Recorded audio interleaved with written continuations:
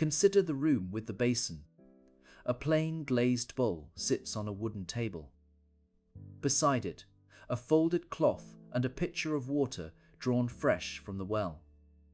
The chair is already pulled close to the bed. The candle is lit. Someone is listening through the night.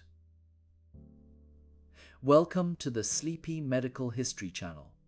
In this episode, we will spend time in the fever room, the long hospital ward, and the quiet spaces where care was given before anyone fully understood what fever was. This is history, not medical advice, but a slow look at how people watched, waited, and made sense of heat in the human body. The room with the basin was a room of waiting. There was no test to run, no diagnosis to confirm. There was only the person in the bed, hot-skinned, restless, sometimes shivering, sometimes still, and the person in the chair beside them. That arrangement repeated itself in cottages and townhouses, in farmhouses and tenements, across hundreds of years. The objects changed slightly. The basin became enamel, then ceramic, then stainless steel. The cloth became muslin, then cotton. The chair became a stool, then a folding chair, then a padded visitor seat. But the configuration remained the same: a sick person, a caregiver, a few simple things. Time passing slowly. Fever was first a household experience before it was a medical one. It arrived without warning, often in the night. A child woke restless and hot. A parent felt a flush at midday and lay down and did not get up again. The household adjusted. Water was boiled. The fire was kept going. Curtains were drawn or opened depending on what the neighbor said. The basin was filled and emptied and filled again. These actions were not prescribed by a physician. They were the common knowledge of people who had seen fever before and knew what to do: cool the skin, offer drink, wait. The vigil at the bedside was the oldest structure of fever care. It was quiet. It was patient. It involved watching the rhythm of the sleeping person's breath, feeling the forehead with the back of the hand, noticing when the restless shifting stopped and the body settled into deeper stillness. The person keeping vigil did not always know what to look for, but they knew how to stay. That presence, the simple fact of someone sitting in the room through the night, was the core of fever care long before hospitals, long before thermometers, long before anyone had ever seen a microorganism. And yet something else was in the room too, as quiet as the caregiver and as present as the basin. It was uncertainty. The fever could lift by morning, or it could deepen over days. It could break and leave the person weakened but alive, or it could climb and climb until the heat itself became the danger. In the room with the basin, no one knew which path the fever would take. The waiting was also a form of not knowing. This is where we begin our long story, not with a breakthrough or a discovery, but with a room that existed in every generation, in every place where people fell ill and other people cared for them. The basin, the cloth, the candle, the chair. These are the objects that carried the work of care before any medicine arrived. They tell us something about what it meant to tend to a fever, when the fever itself was still a mystery. As we move through this episode, the room will change. The window will open. The ward will lengthen. The chart will appear beside the bed. The nurse will enter with a thermometer and a pocket watch. But the quiet center of the story will remain the same: someone who is ill and someone who stays. Let us begin in that room, with the basin, the cloth, and the chair that has been pulled close. The room with the basin. Before fever belonged to hospitals, it belonged to the home. It arrived as a warmth in the skin, a flush across the cheeks, a brightness in the eyes, that was not the brightness of health, and the room where it was met was not a ward lined with beds and instruments. It was a bedroom, perhaps small, perhaps the best room in the house, with a window that looked out onto a street or a garden or the side of a neighbor's wall. The furniture was ordinary. A bed, a chair, a table, and on the table, a basin. The basin held water. That was its purpose, plain and unremarkable, and yet in the fever room it became the most important object in the room. Not because the water could cure, but because it could coo. A cloth dipped into the basin, wrung out, and pressed against the forehead was the oldest form of comfort medicine had to offer. It did not fight the fever, it accompanied it. It sat beside the heat and whispered back, gently, that the body was not alone in its burning. The basin was ceramic, most often white or cream-colored, with a simple lip and a round belly that held perhaps 2 quarts of water. It sat on a washstand or a wooden table, and beside it lay a cloth of linen or cotton, folded and refolded through the long hours of the night. The water in the basin grew warm as the night wore on, absorbing the heat of the skin that had been touched and touched again. Someone would fetch fresh water from the kitchen or the well, carrying it up the stairs in a jug, and the basin would begin its work again. The candle burned low. The flame was the only light in the room after dark, and it threw long, soft shadows across the ceiling. The person who sat beside the bed learned to read those shadows, to know the shape of the room by the way the light fell on the wall. The flame was tended, the wick trimmed, the wax replaced before it guttered out. These small motions, the trimming, the pouring, the lighting of a fresh candle, were the rhythm of the vigil, and the vigil was the oldest structure of fever care. There was no chart at the bedside, not yet. No thermometer on the table. The heat of the skin was measured by the back of a hand against the cheek. The progress of the illness was measured in the quality of the sleep, the sound of the breath, the presence or absence of thirst. The person keeping watch did not record these things in a ledger. They carried them in their memory, in the particular attention of someone who is watching and waiting, and cannot afford to look away. That person was most often a woman, a mother, a daughter, a sister, a wife.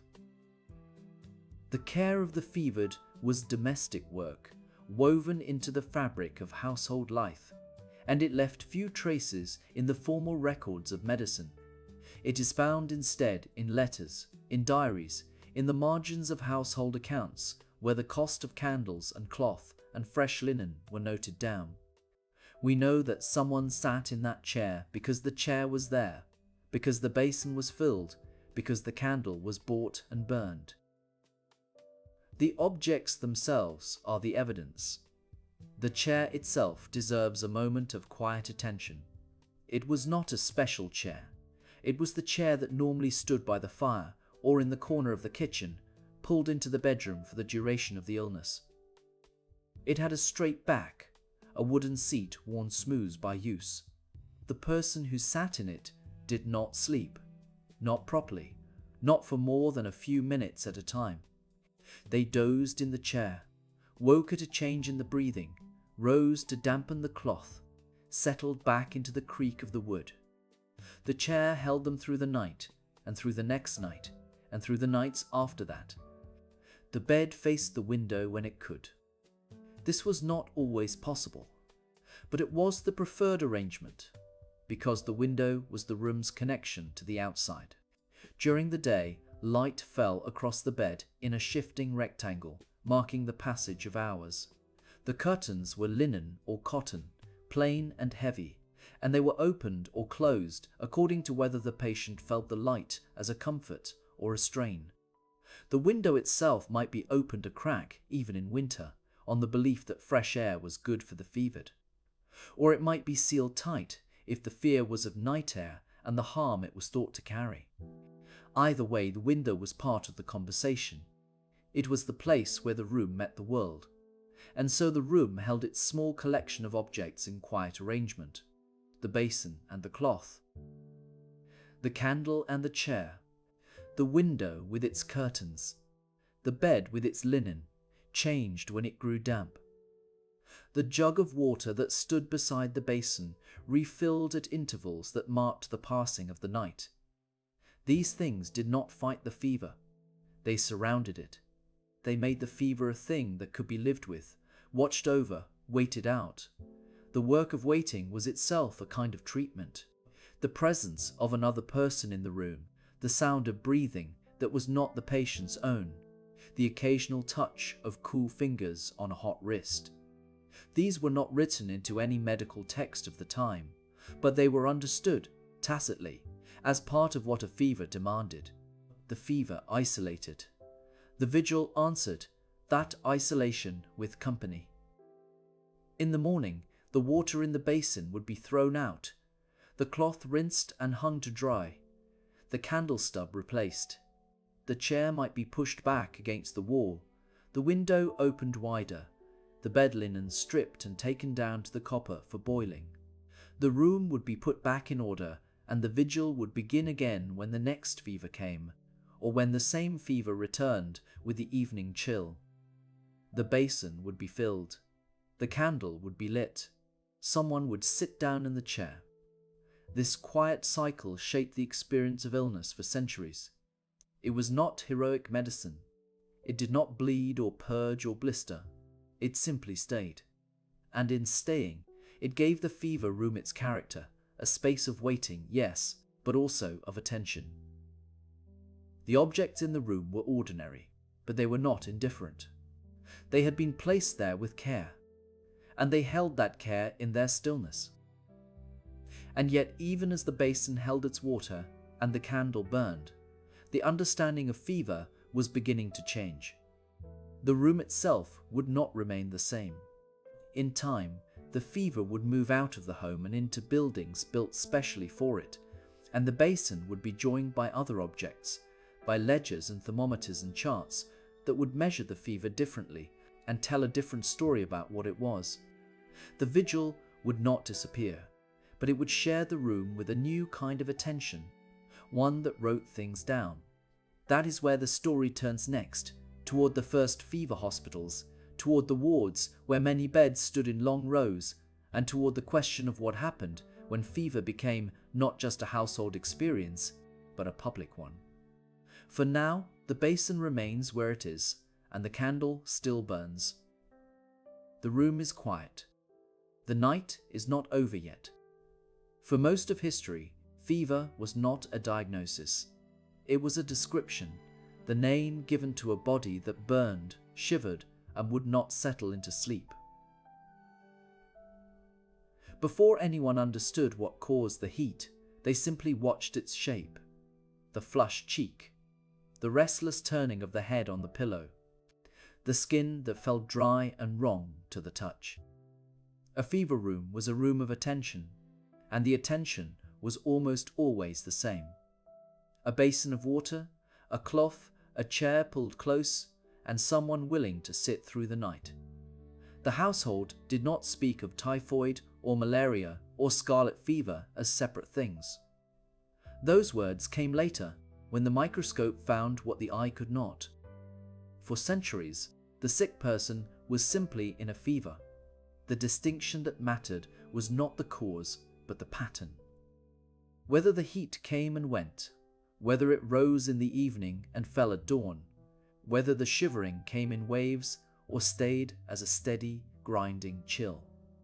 Physicians learned to name these patterns: continual fever, where the heat never fully left; remittent fever, where it rose and fell but never quite went away; intermittent fever, where the body had its clear hours and its burning hours, sometimes alternating day by day like a tide. But in the home, none of these names reached the bedside. What the family saw was not a classification.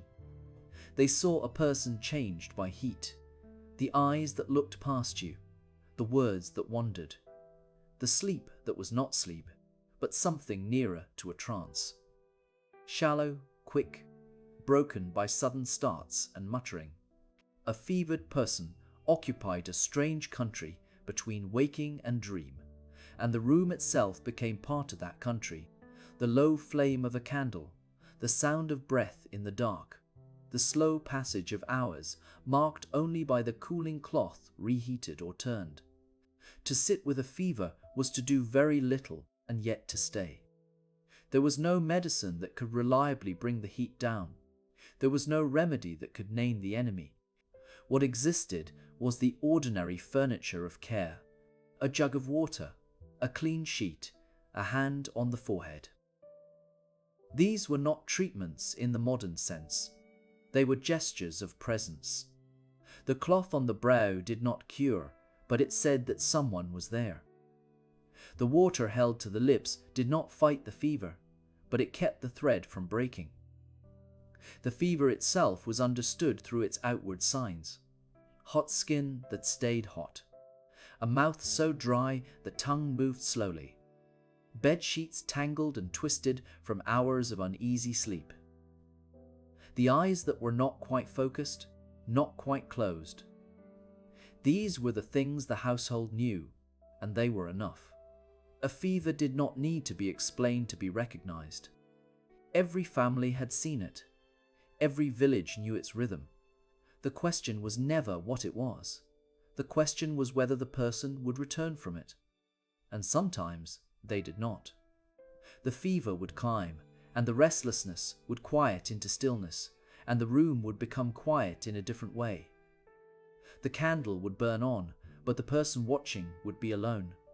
That was the shape of fever in the centuries before the thermometer brought numbers to the skin and before the microscope brought names to the blood. It was a time when the sick were known not by their diagnosis but by their presence, and when the care they received was not cure but company. It was also the beginning of something slower. From this patient watching came the first careful notes, the patterns of heat, the hours of crisis, the signs that seemed to promise recovery or warn of decline. Long before fever became a science, it was a story told at the bedside, passed from one watcher to the next. And within that story, almost without anyone noticing, the first questions about air were beginning to stir. Questions that would lead, in time, to open windows, to ventilated wards, and to a new understanding of what the room itself might be doing to the body lying within it. The room where someone lay feverish was never just a room. It was a bedroom, a kitchen, a nursery, a workshop, a place of birth and death and everything in between. In the crowded homes of the 18th and 19th centuries, the sick room was not a separate space. It was the same four walls where the family ate, slept, argued, laughed, and prayed. And when fever entered, those walls began to feel different. The air itself seemed to change. The ordinary sounds of the household became quieter. The room, once familiar, became a place of watchfulness. There was no way to isolate the fevered person in a one-room cottage or a tenement flat. The bed stood against the same wall as the fireplace. The children slept on the same floor. The kettle boiled on the same hearth. The idea of quarantine, of keeping the sick apart from the well, was understood in theory, but impossible in practice for most households. Yet families noticed patterns. A child took to bed on Tuesday. By Friday, another was hot to the touch. By Sunday, a third. The illness moved through the household like a slow, inevitable tide. This was contagion sensed before it was named. People did not need a theory of germs to know that proximity carried danger. They saw it happen, again and again, in their own homes, in their neighbors' homes. And so they began to draw invisible lines around the sick. A cup set apart from the others, wiped clean with a cloth before anyone else touched it. A chair placed at a careful distance from the table. Linens taken outside to air on the line, left there longer than usual, as if the wind itself might carry the trouble away. Small gestures, born of observation, that held no scientific explanation, but made deep, intuitive sense. These were the beginnings of contagion theory, written not in journals but in the quiet movements of ordinary days. The smell of a sick room was unmistakable.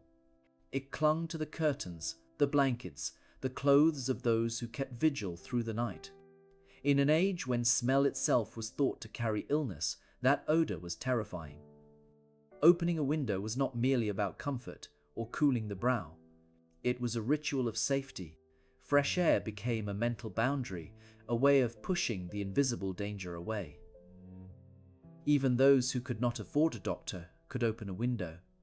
It was one of the few protections available, and it cost nothing but the effort of reaching for the latch. Fear of touching linens was widespread. Families would handle the bedsheets of the fevered with reluctance, hanging them to air for days before washing. Shared cups were washed carefully or set aside entirely. Sleeping in the same bed as the sick person, once an ordinary act of comfort and closeness, became something to avoid. These were practical intuitions born from centuries of watching fever arrive and spread. Germ theory would later explain why these precautions worked, but the precautions themselves were far older, passed down through generations who had learned the hard way. The chair placed at a distance is a quiet image that holds a great deal of meaning. A loved one sitting near, but not too near. Close enough to offer water, to change a damp cloth on the forehead, to listen to the rhythm of breathing. Far enough to feel safer. That small gap between the chair and the bed was not indifference. It was the shape of fear, made visible in the arrangement of furniture. The distance varied from home to home, from illness to illness, but it was always there. As the century turned and hospitals began to take shape, the same tensions followed. Early fever wards were crowded, with beds placed close together in long rows down the center of a hall. The air in those wards was thick with worry and with the smell of illness itself. Nurses moved between patients carrying basins and cloths, and the fear of carrying something invisible from one bed to another was never far from their minds. They washed their hands, not because they understood bacteria, but because experience told them it mattered. They changed their aprons. They kept the windows open as wide as they could. The closed door of the sick room became a symbol of both care and dread. Behind that door, someone was being tended to. A basin of water, a candle burning low on a wooden table, the sound of breathing, fast and shallow. And on the other side of the door, the rest of the household carried on, quieter than usual, speaking in low voices, waiting. A crack of light beneath the door was the only signal that the night was still being kept, that someone was still watching. These everyday actions reveal something important. Before anyone looked through a microscope, before pasteurization and Koch's postulates gave a name to the invisible world, people already sensed that illness passed between the sick and the well. They did not need a laboratory to confirm what their own lives had taught them. Their own homes, their own bodies, their own losses had already made the lesson clear. The fear of contagion in close rooms was not a theory. It was a memory, carried in the way families arranged their rooms and handled their linens. And that memory would shape how hospitals were designed, how fever wards were ventilated, how the sick were separated from the healthy. The window left open, the cup set apart, the chair at a distance. These small practical actions were the beginning of something that would become public health, long before the word existed. They were the quiet architecture of care, but for the families who had no hospital to send their loved ones to, the sick room remained what it had always been, a small room where someone they loved lay burning with fever, and where they stayed night after night because there was nowhere else to go. The window was open to the night air, the chair was at a distance, and the vigil continued, steady and wordless. In the next chapter, the space itself begins to change. Where the home could not contain the fever ward began. Consider the room as it stood at the end of the 18th century. The window was closed. The curtains were drawn. The air inside was still, warm, and layered with the smell of linen, wax, coal smoke, and the faint sweetness of something the occupant had eaten hours before. To the people who lived in that room, these odors were not merely unpleasant. They were evidence. Before the microscope revealed the invisible world, before the laboratory confirmed that illness could travel in droplets and dust, the most obvious explanation for fever was written in the nose. Bad air. Air that had gone wrong. Air that rose from marshes, from churchyards, from the gutters that ran along the street, and from the stagnant pools that gathered at the edge of every town. This bad air did not need a name to be feared, but it received one anyway. Miasma. The word came from the Greek for stain or pollution, and it described a condition of the atmosphere in which fever could travel. Miasma was not a theory in the modern sense, a hypothesis to be tested in a laboratory. It was a lived explanation rooted in the senses. You could smell miasma. You could sometimes taste it.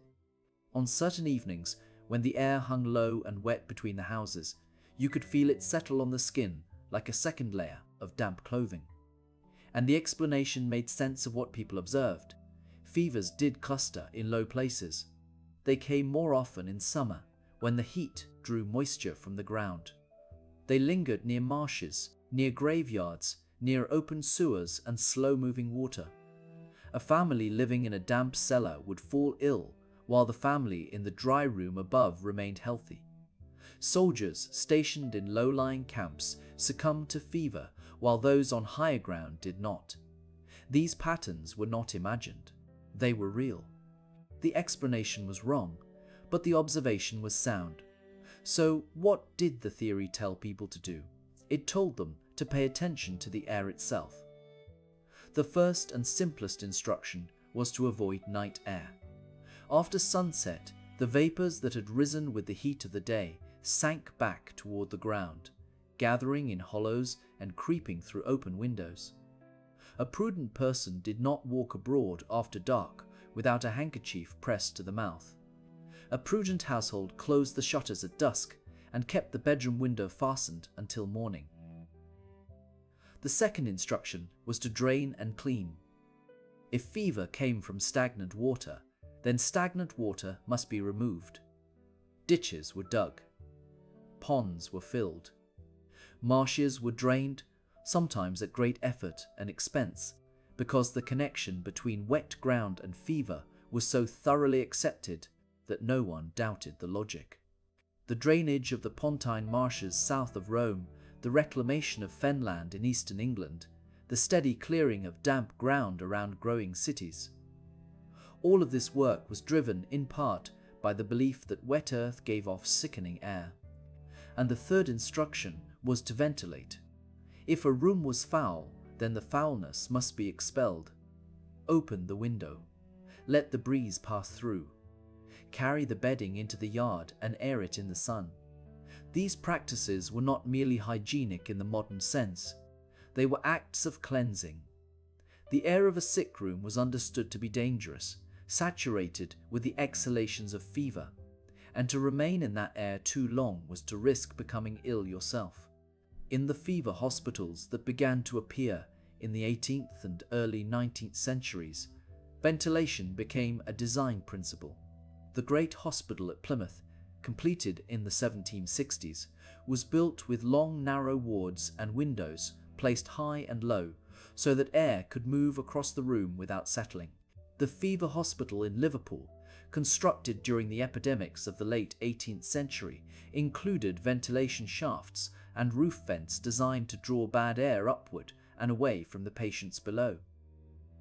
These buildings were exercises in applied miasma theory. If foul air caused fever, then a fever hospital must be a place where foul air could not accumulate. The wards were high-ceilinged and sparse. The beds were spaced apart. The windows were opened each morning, regardless of the weather, and the room was left to breathe before the patients were attended to. The smell of the ward, that mixture of linen, soap, and the faint metallic odor of fever sweat, was monitored as carefully as the pulse or the temperature. A ward that smelled clean was a ward that was safe. Of course, none of this was correct in the way we now understand disease. The real causes, bacteria, viruses, the invisible cargo of cough and breath, were unknown and would remain unknown for many decades. But the practical results of miasma theory were not always wrong. Draining marshes did reduce fever because it reduced the habitat of the mosquitoes that carried malaria. Ventilating hospital wards did reduce infection because it diluted the concentration of airborne pathogens. The theory was mistaken, but the actions it inspired were often beneficial, and there was a gentleness in the logic. If the air itself was the source of illness, then the remedy was not to isolate the sick or to punish the unclean. The remedy was to let the world breathe. Open the window. Air the room. Let the wind carry the danger away. To a person standing at the window of a fever ward in the 1790s, looking out at a street lit by lantern light and the occasional glow of a passing carriage, the air that entered was not neutral. It was either safe or unsafe, either fresh or fouled, either carrying health or carrying harm. The judgment was made by the nose, by the feel of the air on the cheek, by the memory of places where fever had struck and places where it had not. That person did not know about germs. That person knew about smell, about damp, about the heavy stillness of a room that had been sealed too long. And that person was correct to be afraid. Night was falling across the fever hospital. The last of the daylight had gone from the windows. The lamps were being lit, one by one, along the corridor. The air that came through the crack in the sash was cool and damp, carrying the scent of wet earth and something green from the hospital garden below. It was, by every measure of the time, a dangerous air. And yet the window had been left open, on purpose, because the theory said that a room that could not breathe was more dangerous still. In the next chapter, we will follow the fever into the ward itself, where the beds stood in rows, and the night was measured in pulse beats and the slow turning of the thermometer. There was a time when the most important instrument in a fever ward was not a stethoscope or a bottle of medicine, but a window. The window was the boundary between the closed world of sickness and the open world of health, and the question of whether it should be opened or sealed was a matter of serious debate among those who designed and ran the great hospitals of the 18th and 19th centuries. To understand why the window carried such weight, one must first understand what the air inside a sick room was believed to contain. Before germ theory took hold, the prevailing wisdom was that disease travelled on the air itself, not the air of the open sky, but the air that had been breathed and rebreathed in close quarters. The air thickened with the breath of the feverish, the air laden with what was called effluvia. It was thought that illness released something into the atmosphere of a room, something that could settle on walls, cling to bed curtains, and seep into the lungs of the healthy.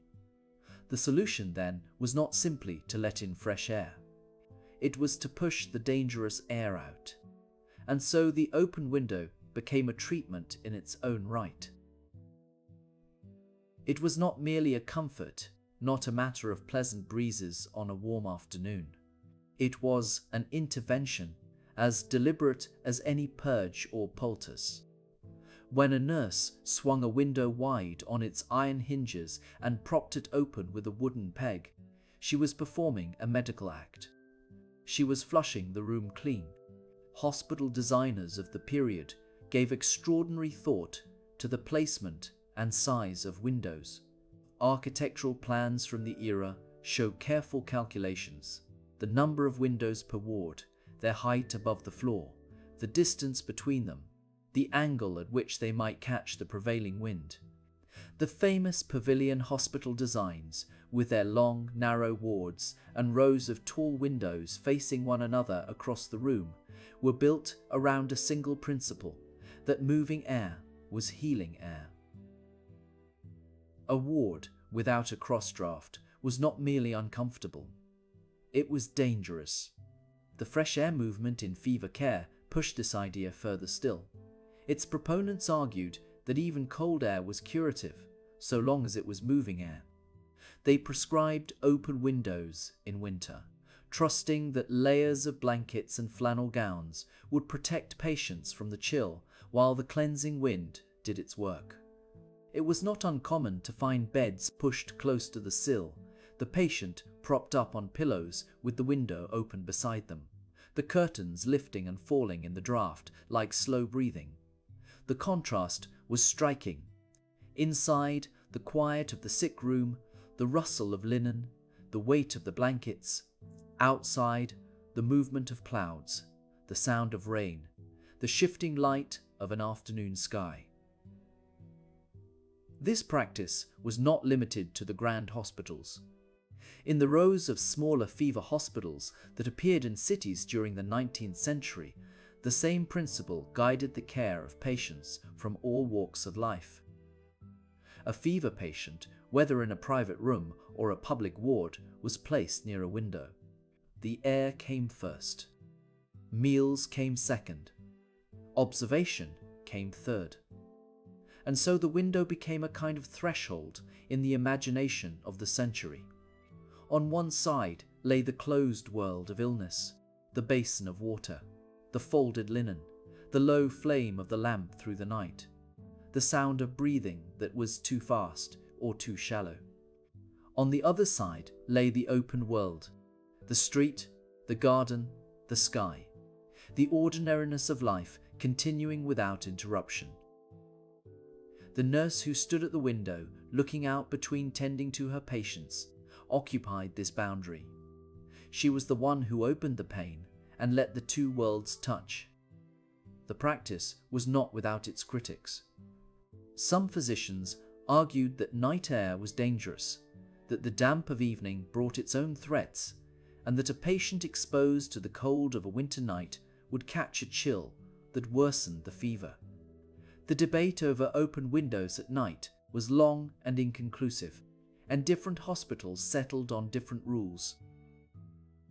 In some wards, the windows were closed at sunset and opened again at dawn.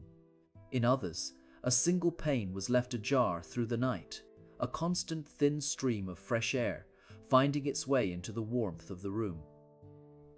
What is striking, looking back, is how seriously the question was taken. Architects, physicians, nurses, and public health officials all weighed the placement of a window with the gravity that later generations would apply to the choice of a drug. The window was not a detail. It was a decision. In the epidemics that swept through the crowded cities of the industrial era, the role of the window became even more urgent. Fever wards designed for 20 patients were pressed into service for 40 or 60. The air grew thick with the heat and breath of too many bodies.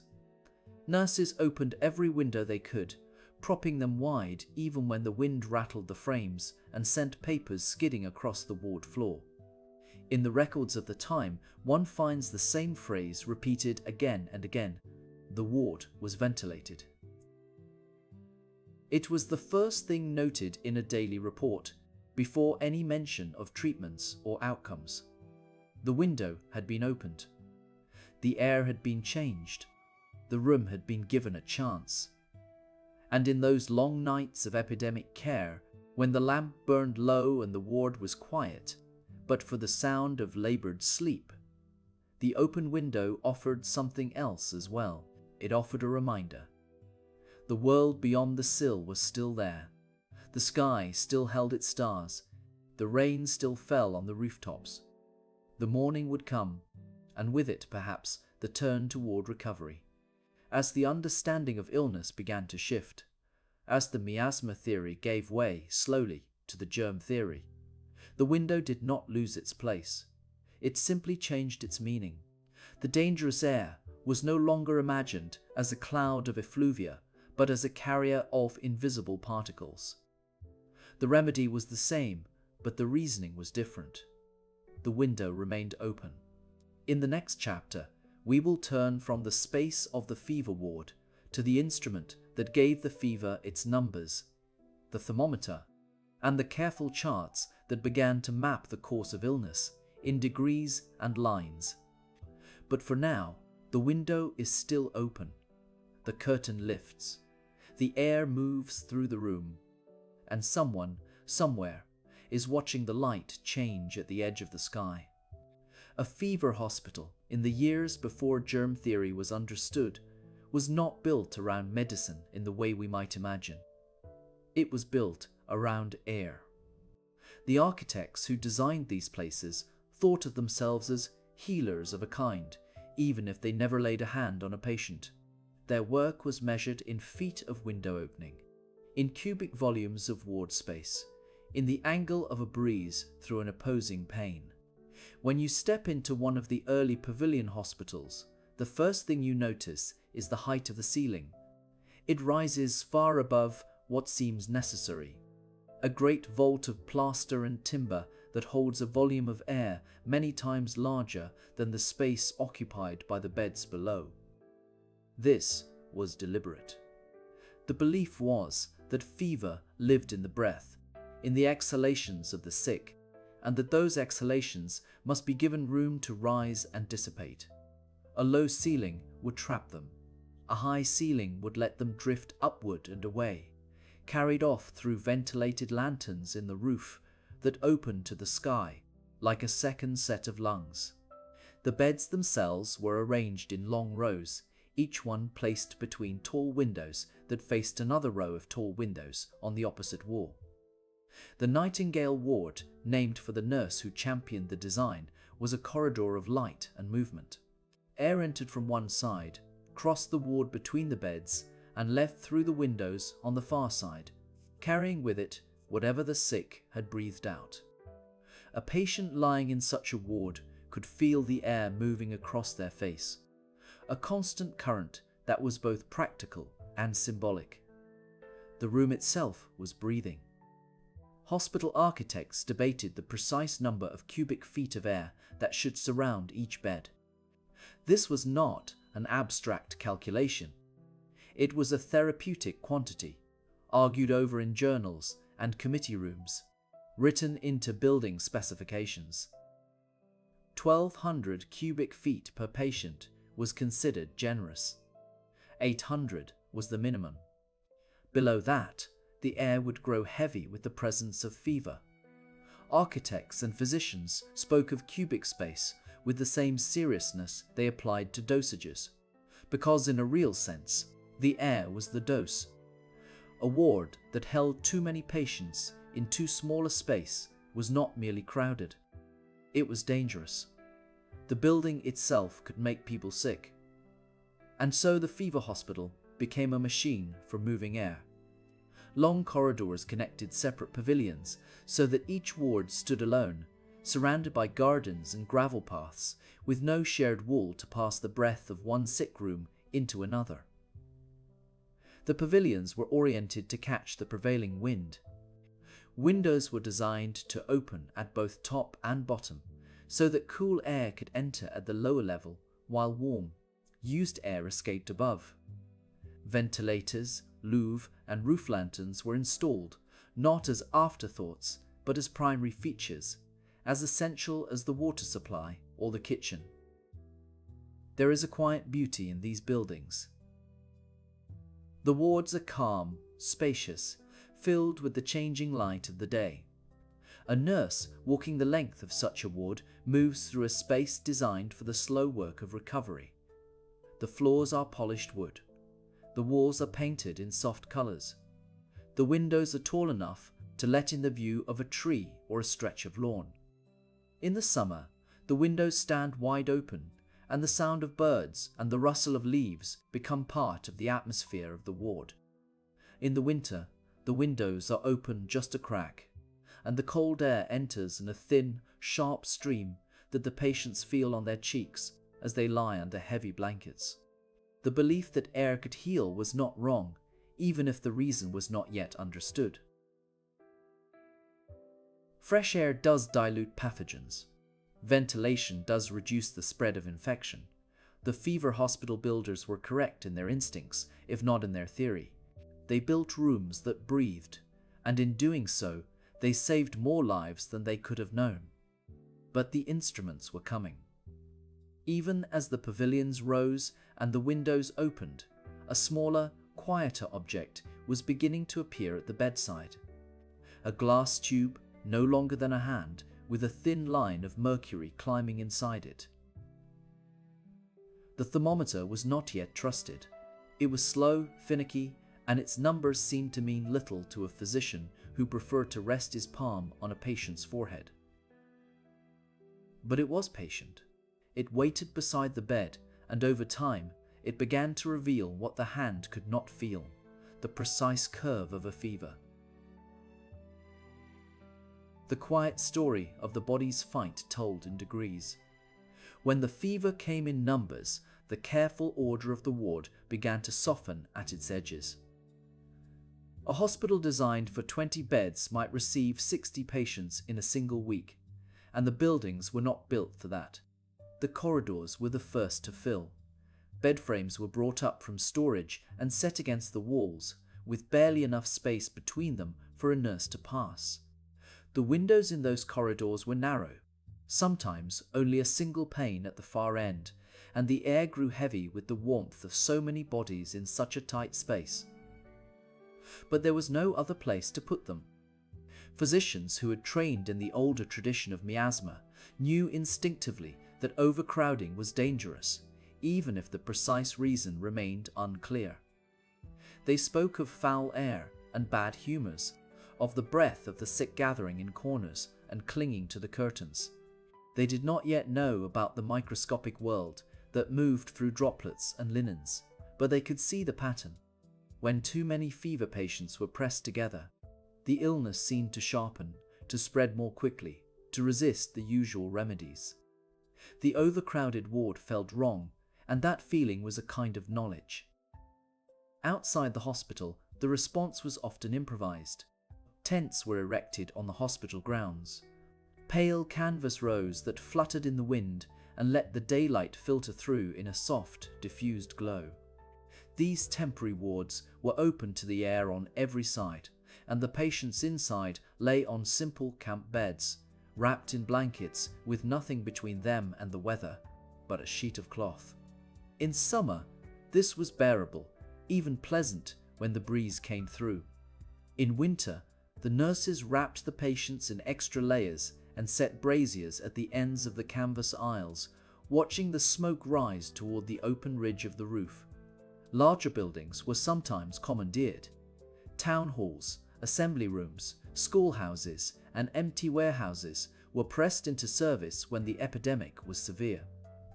The conversion was always the same: the removal of furniture, the scrubbing of floors, the installation of rows of iron bedsteads, and the hanging of white sheets to divide the space into something that resembled a ward. Candles and oil lamps were placed on window ledges and side tables. A bell was set at the nurse's station, and a ledger was opened to record the names and the temperatures and the small details of each day's progress. In these makeshift wards, care reduced to its simplest elements. Water was brought in pails and cups. Linen was boiled in copper vats in the yard. Food was prepared in whatever kitchen was available, often soup and bread and weak tea. The nurses moved between the rows quietly, checking pulses, adjusting blankets, wiping foreheads with damp cloths. There was no grand theory at work in those moments. There was only attention repeated across 100 beds, hour after hour. The design of the temporary fever ward reflected a quiet understanding that ventilation mattered more than comfort. The walls were thin, the windows were many, and the roof was often unsealed. Fresh air moved through the space constantly, carrying away the smells and the moisture of so many sleeping bodies. The patients lay with their faces turned toward the open air, and the nurses learned to judge the weather by the movement of the canvas overhead. A flap that billowed inward meant a change in the wind, and perhaps rain before morning. At night, the epidemic ward took on a different atmosphere. The lamps were turned low, and the long rows of beds became shadows and shapes in the half-light. A nurse walked the length of the tent or the hall at regular intervals, pausing at each bed, listening to the rhythm of each breath. The sound of a room full of fever patients at rest was not silence, but a kind of layered breathing, some fast and shallow, some slow and deep, with occasional coughing or the turning of a body on a thin mattress. The nurse carried a small lamp and a cup of water, and her footsteps on the wooden floor were the only steady rhythm in the room. The boundary between the ward and the outside world became porous during an epidemic. Family members stood at the entrance, hoping for news. Messengers came and went with notes from the physicians. The local authorities sent inspectors to count the beds and the patients. The weather pressed against the windows and the canvas walls, and the sounds of the street filtered through. The fever ward was not sealed off from the town. It was part of it, and the town breathed through the ward as the ward breathed through the open flaps of its temporary walls. When the epidemic passed, the tents were taken down. The borrowed buildings were returned to their ordinary use, and the permanent wards were scrubbed and aired and rested.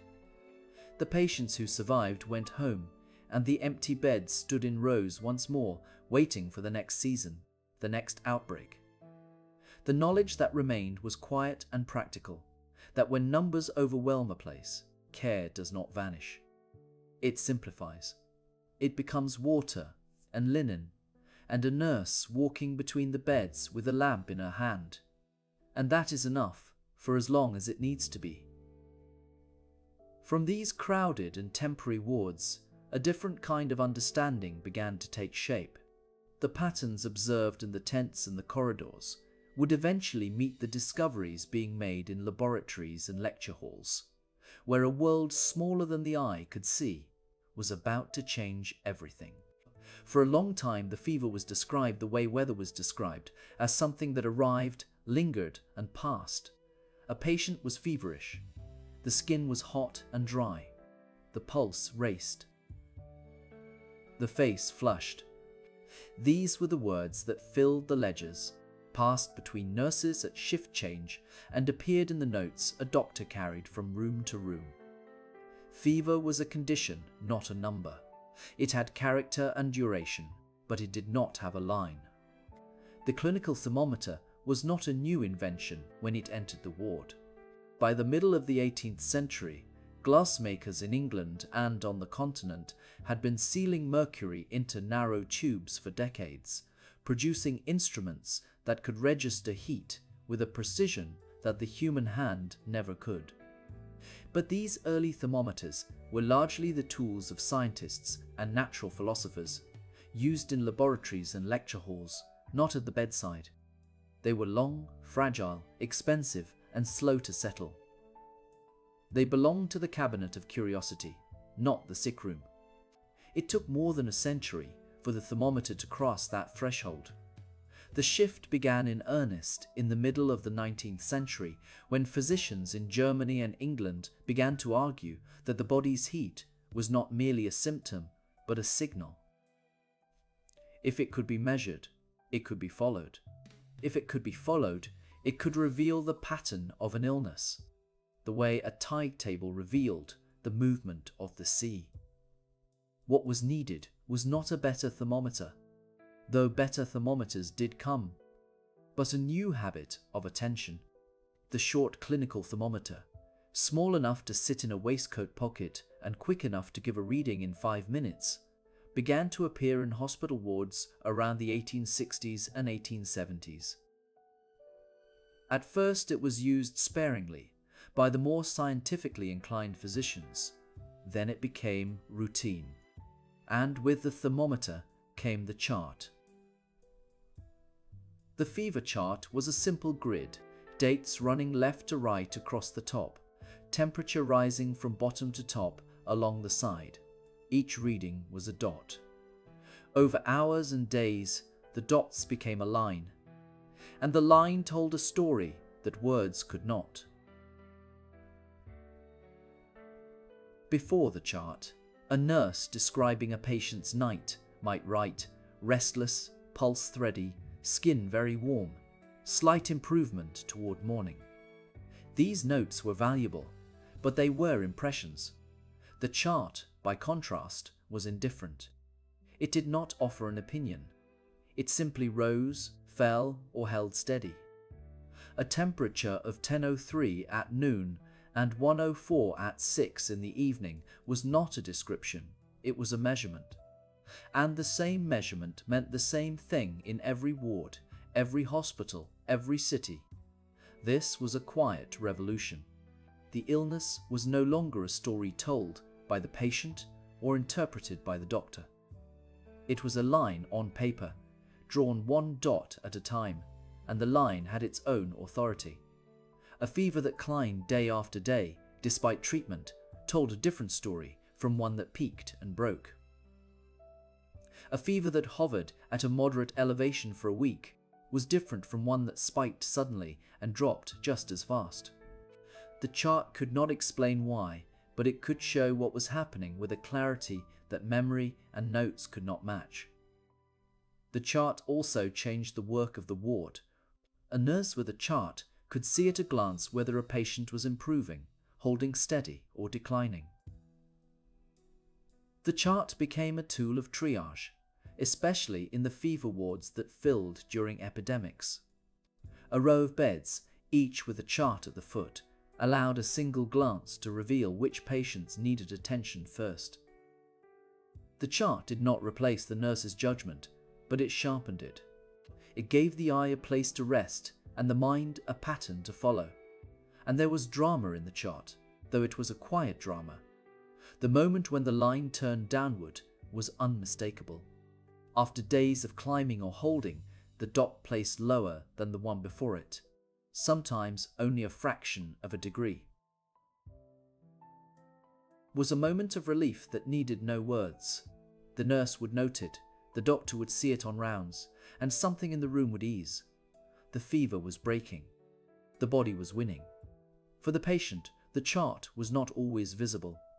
It hung at the foot of the bed or sat on a small table near the door, a piece of paper covered in the careful handwriting of nurses rotating through the ward. But even without seeing it, patients understood the rhythm.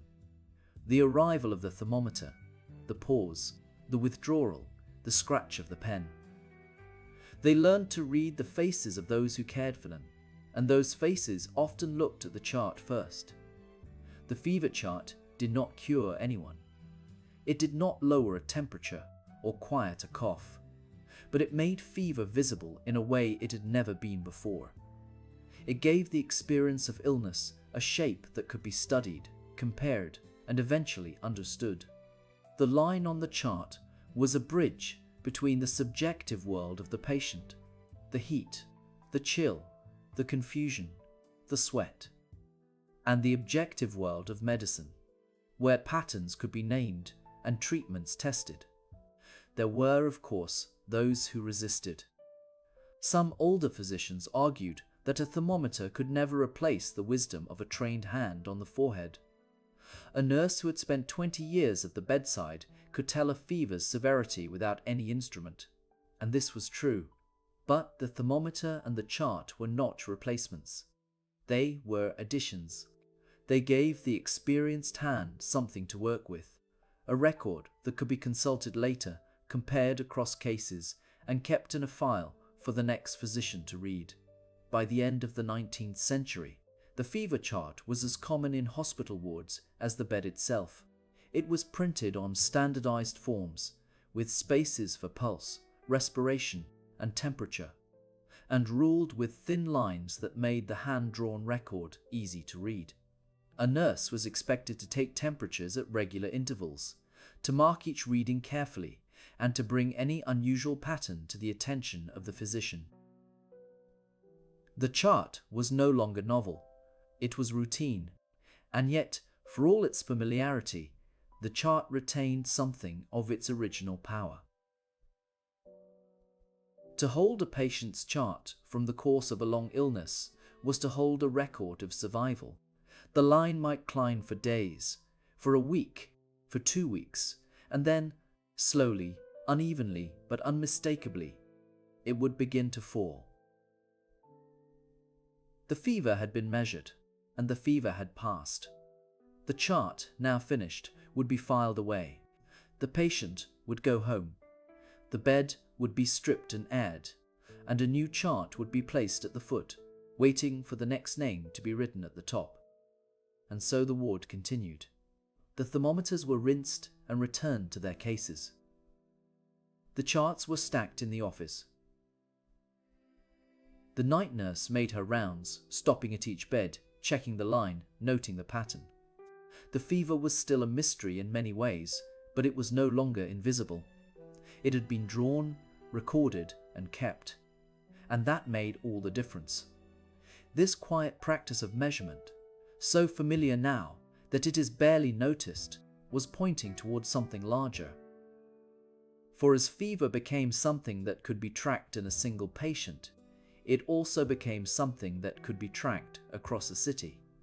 And that, the public record of illness, the counting of cases, the slow building of a map of disease, is where our story turns next. A fever that lasts a week is one thing.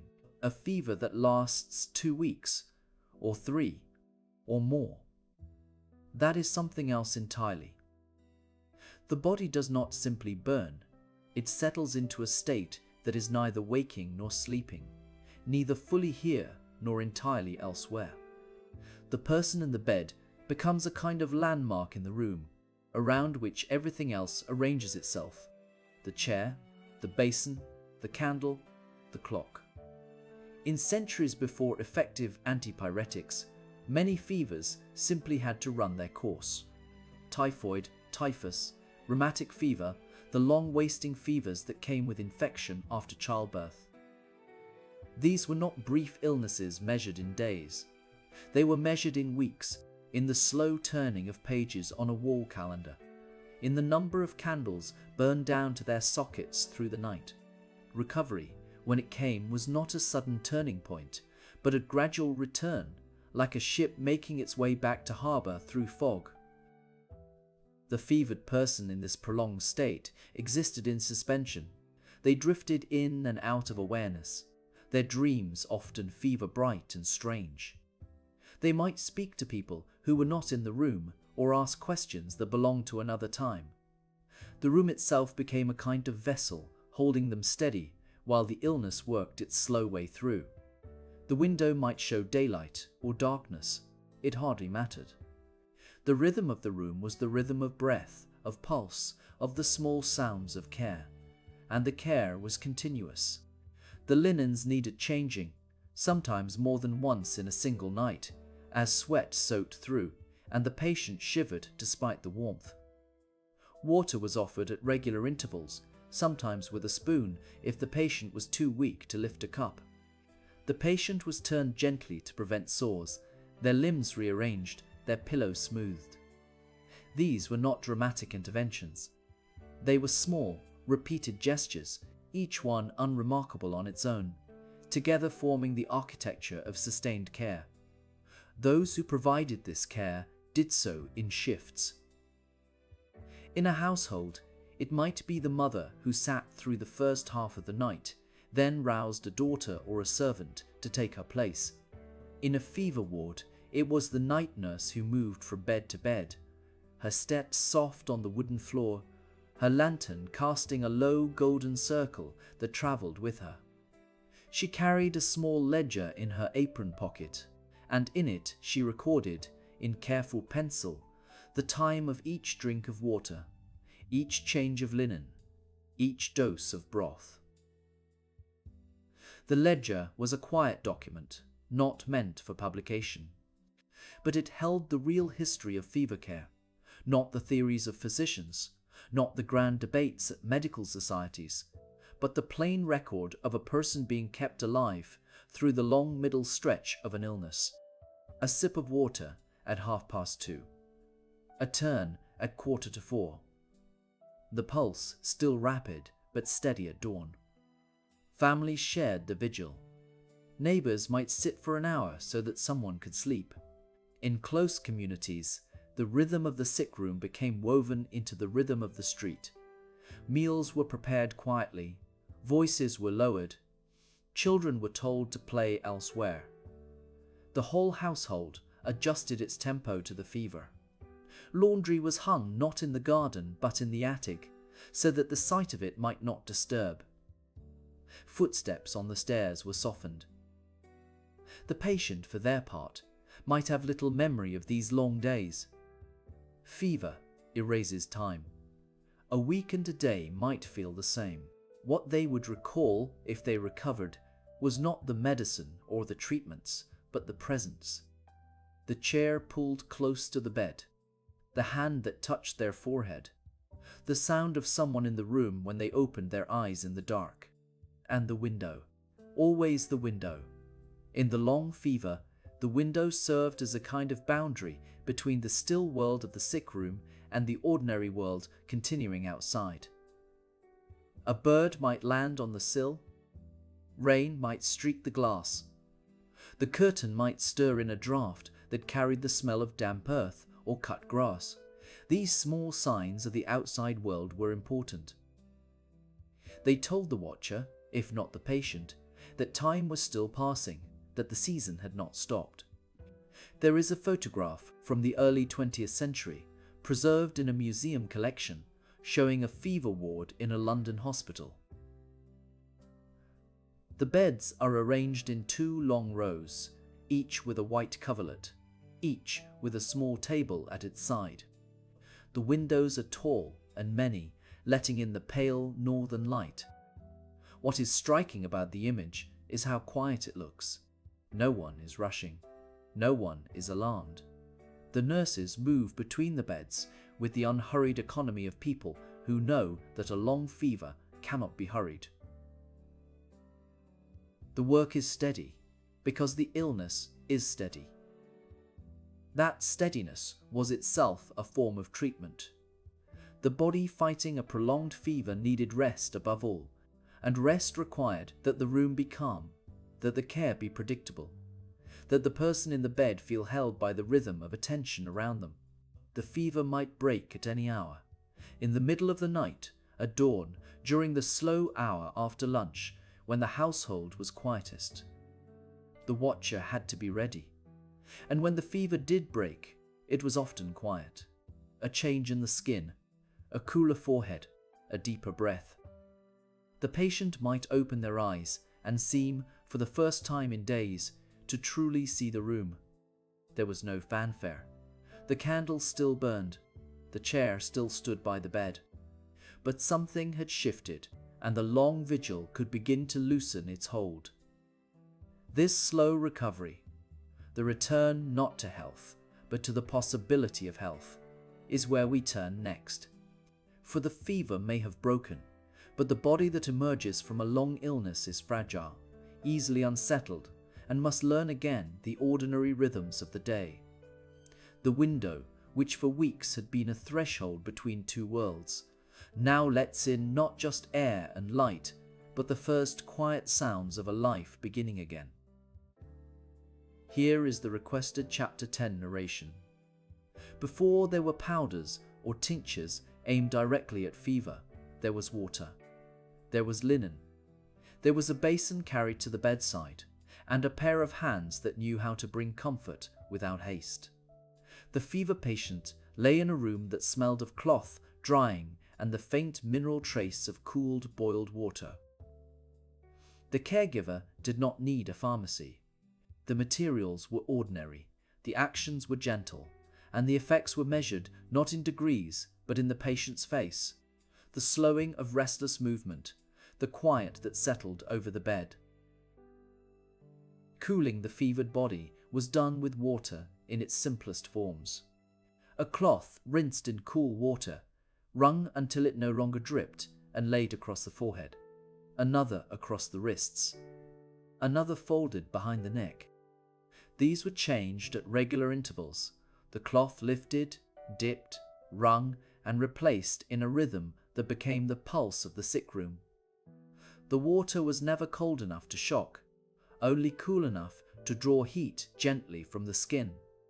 Caregivers judged the temperature by touch, by instinct, by the small sounds the patient made when the cloth first touched the forehead. The tepid bath was a more deliberate affair. A shallow tub was brought near the fire or into the center of the room. Water was poured from a kettle and a pitcher, tested with the elbow, adjusted, tested again. The patient was lifted from the bed and lowered slowly into the water. The caregiver supported the head, held the wrist, spoke in a low voice. The bath did not last long, a few minutes, perhaps 10, but in that time the heat of the body met the coolness of the water and something eased. The patient was lifted out, dried with a warm towel, and returned to sheets that had been aired and turned down while the bath was prepared. Then there was the wet sheet, used not for shock, but for steady, slow cooling. A linen sheet was soaked in cool water and wrung until it was damp, not dripping. It was spread across the bed, and the patient was laid upon it, then wrapped gently, the sheet folded over the chest and tucked around the feet. A dry blanket went over the top. The patient lay still, the moisture drawing heat from the skin through the night. The sheet was changed when it grew warm to the touch. The room was quiet. The window was slightly open. The air moved slowly across the bed. Drinks were offered constantly. Fever burned through the body's moisture, and the caregiver's task was to keep the patient drinking without forcing. Barley water simmered on the hearth, strained, served in a cup with a handle small enough for weak fingers to hold. Thin broth, barely more than warm salted water, was offered by the spoonful. Weak tea, honeyed slightly, appeared on the bedside table at intervals marked by the clock. The cup was lifted to the lips, tilted gently, withdrawn when the patient turned the head away. No one counted spoons or measured sips in a ledger. But the rhythm of offering was as regular as the changing of the cloths. These practices were grounded in observation. Caregivers noticed that a cooled forehead brought stillness, that a tepid bath could settle a patient who had been tossing for hours, that the wet sheet, changed twice in the night, kept the skin from becoming dry and burning. The knowledge passed from one bedside to another, from mother to daughter, from nurse to apprentice. It was not written into textbooks in the early years. It was simply what the sick needed and what the well could provide. The room itself became part of the therapy. The bed was placed where the air moved best. The curtains were drawn partway to dim the light. The basin stood on a small table within reach. The supply of clean linen was folded at the foot of the bed. The fire burned low, enough to warm the room without making it stuffy. The window was opened a crack, even in winter, because the air in a sick room needed to change. These arrangements were not prescribed by a physician. They were made by whoever was keeping watch, and they were made with care. There were no thermometers at most of these bedsides. The measurement of fever was the hand on the skin, the flush of the cheeks, the dryness of the lips, the speed of the breath. The caregiver learned to read these signs, the way a sailor reads the sky. A patient who had been hot and restless, and who now lay still with the skin cool to the touch, was a patient who had turned a corner. The relief was not announced by a number. It was felt in the quiet that settled over the room. What is striking about these methods is how little they demanded and how much they gave. No rare ingredient, no expensive instrument, only water, cloth, a basin, a cup, and someone willing to stay through the night. The fever patient was not cured by these things, but was held, comforted, kept from the worst of the heat while the body did its own slow work. The caregiver did not claim to be fighting the fever. They were simply making the patient more able to endure it. And so the fever ward, even in the poorest home, contained a basin and a cloth. These were not symbols of helplessness. They were tools of presence, of attention, of the ordinary human wish to cool a cheek and ease a breath. The water in the basin was not medicine, but it was something. And to the patient lying in the heat of a long night, it was enough. As fever care became more organized, these small practices did not disappear. They moved into hospitals. They became standard. A nurse in a city infirmary in the middle of the 19th century would still have spent her shift changing cloths, fetching barley water, and judging by touch whether the patient's skin was too hot. The basin, the cloth, the cup, these crossed every threshold. They belonged to no theory. They simply worked. And this is where we pause, at the bedside where the cloth is lifted from cool water, wrung out, and folded once more across the forehead. The next turn in the story belongs to those who tried to measure what the caregiver had only felt, to put numbers on fever, to track its rise and fall, to draw a line across a page that told the story of an illness in ink. For a long time, the explanation for fever was the air itself, a room that smelled wrong, a ward that felt heavy, a season that seemed to carry sickness on the wind. These were the causes that made sense before anyone had seen a microorganism. The open window was not a medical device. It was a gesture of common sense. You could not see the bad air, but you could feel it, and you could let it out. Then the explanation began to shift. Not suddenly, not with a single discovery, but quietly, across laboratories and lecture halls, through microscopes and petri dishes and careful notes. The idea that invisible living things might carry disease was not new. It had been whispered for centuries. But what changed in the 19th century was that it became testable. And once it became testable, it became hard to ignore. What germ theory changed at first was not the ward. It was the story the physician told himself about what he was treating. A fever was no longer an imbalance or a poison in the air. It was the work of organisms too small to see, entering the body through water, through dust, through hands that had not been washed, through instruments that had not been cleaned. The symptoms were still the same. The patient still lay in bed with a wet cloth on the forehead. But the meaning beneath the illness had been rewritten, and yet the window stayed open. This is one of the quieter truths of medical history. Germ theory did not close the windows.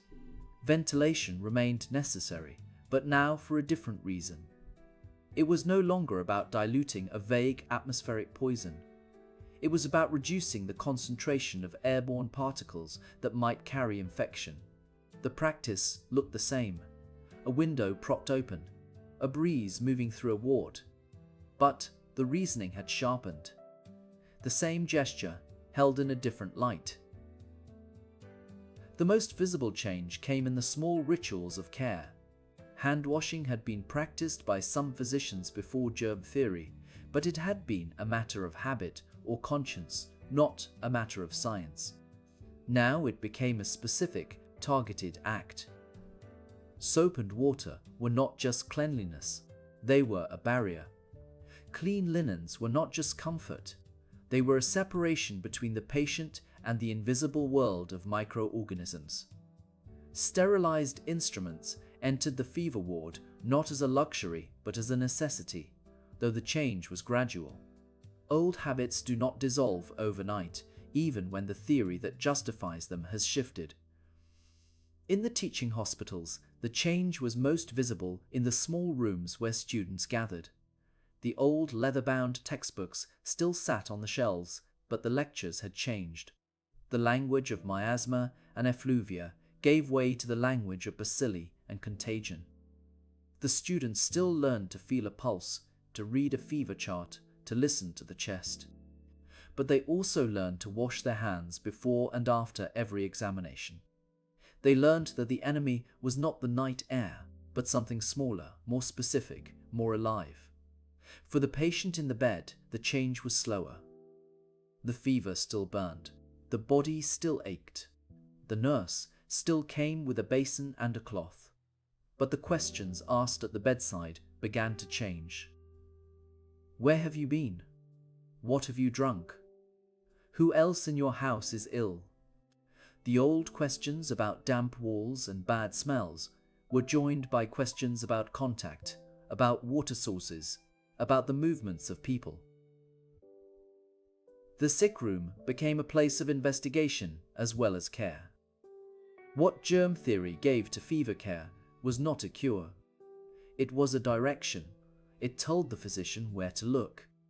It told the hospital administrator why clean linen mattered beyond comfort. It told the public health official that the disease did not come from the marsh or the wind, but from something that could be traced, mapped, and eventually stopped. The miasma explanation had been a dead end for intervention. You could not arrest the air, but you could boil water, you could wash your hands, you could isolate the sick, and so the fever ward acquired a new quietness. Not the quiet of resignation, but the quiet of attention. The nurses moved between beds with a new awareness of what their hands carried. The windows remained open. They would remain open for decades. But the air moving through them was now understood differently. It was not the enemy. It was not the cure.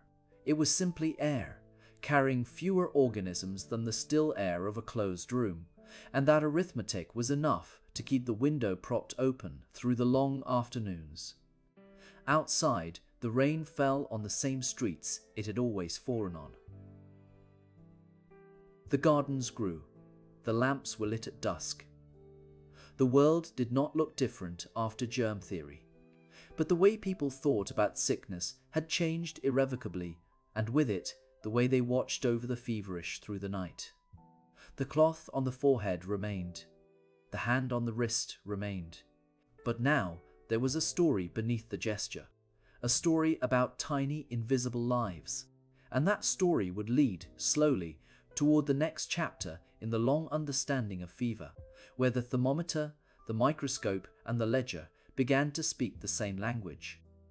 Chapter 12, written to narration me.d, in the same directory as tprompt, DMD, C, UST1, USTM, 1048 words. Soft bridge to Chapter 13. Concrete imagery, ledgers, maps, ink, window light, a district visitor's notebook, no headings, no citations, no filler. The nurse, who observed through the night. In the fever ward, after the last lamp was trimmed and the visitors had gone home, a different kind of work began. The day had belonged to the physicians, to the consultants who passed through with their coats and their certainty. The night belonged to the nurse.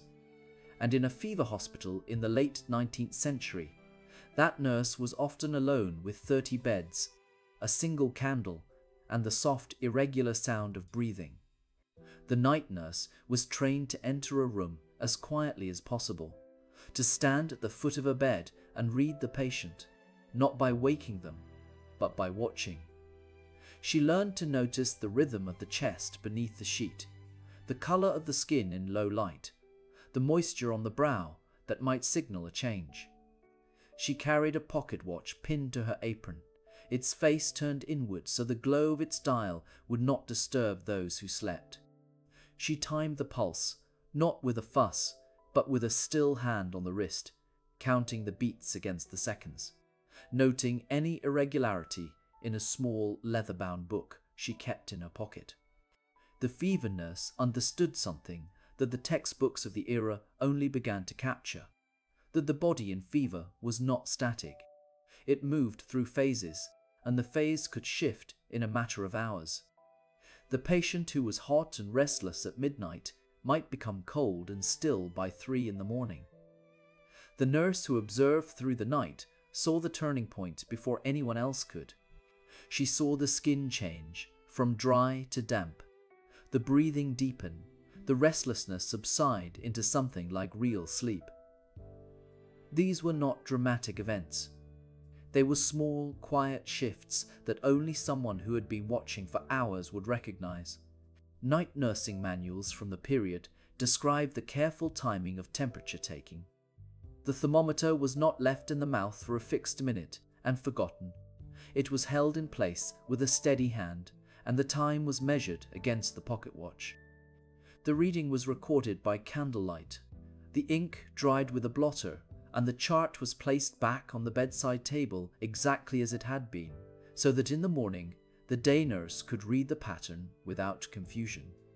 The night nurse did not wake the patient to take a temperature if the patient was sleeping peacefully. She judged by eye and by experience whether the measurement was necessary. That judgment was part of her skill. The fevered patient was often propped up on pillows, not flat. The nursing manuals described the correct posture with great care. The head slightly elevated, the shoulders supported, the arms resting loosely at the sides. This was not simply about comfort. It was understood that breathing was easier in this position, that the lungs could expand more fully, that the heart did not have to work as hard. The night nurse adjusted the pillows without being asked. She slid her hand beneath the patient's back to feel for dampness, to check whether the sheets needed changing. A fever patient lying in wet linen was a patient who would grow colder, who would shiver, whose body would waste energy it needed for healing. The nurse changed the sheets with the patient still in the bed, working in slow, practiced movements that did not disturb the sleep she knew was precious. The ward itself was a long room with high windows and a floor that smelled of beeswax and carbolic. The windows were opened a crack, even in winter, because the old idea of fresh air persisted alongside newer theories of contagion. The night nurse walked the length of the ward every hour, her steps silent in soft-soled shoes. She carried a small lamp that cast a pool of light on the floor, and as she passed each bed, she looked, listened, and moved on. She did not stop unless something was wrong. The regular pacing of her rounds became part of the rhythm of the ward, a steady presence that the patients learned to trust. There was a quiet intimacy to this work that the medical records of the time rarely acknowledged. The night nurse saw the patient not as a case, but as a person in a bed, someone who might be afraid, who might be lonely, who might be wondering whether they would see the morning. She learned to read the small signs of distress, the hand that gripped the sheet too tightly, the eyes that stayed open even when the body was exhausted. She learned when to speak and when to remain silent. Sometimes she sat beside a bed without saying anything, her presence alone enough to steady the patient through a difficult hour. The training of fever nurses in the late 19th century was not yet fully standardized, but the better institutions had begun to teach observation as a formal skill. Trainee nurses were sent to the fever wards with a notebook and instructed to record everything they saw over the course of a night, the appearance of the patient at each round, the state of the skin, the quality of the pulse, the depth of breathing. These notes were reviewed by the sister in the morning, and errors of observation were gently corrected. The goal was to train the eye to see what the untrained eye would miss. In the fever hospital, the night nurse was the first line of defense against the crisis that came without warning. A child whose temperature climbed too high, an elderly patient whose pulse grew thready, a young woman whose breathing took on a shallow, hurried quality.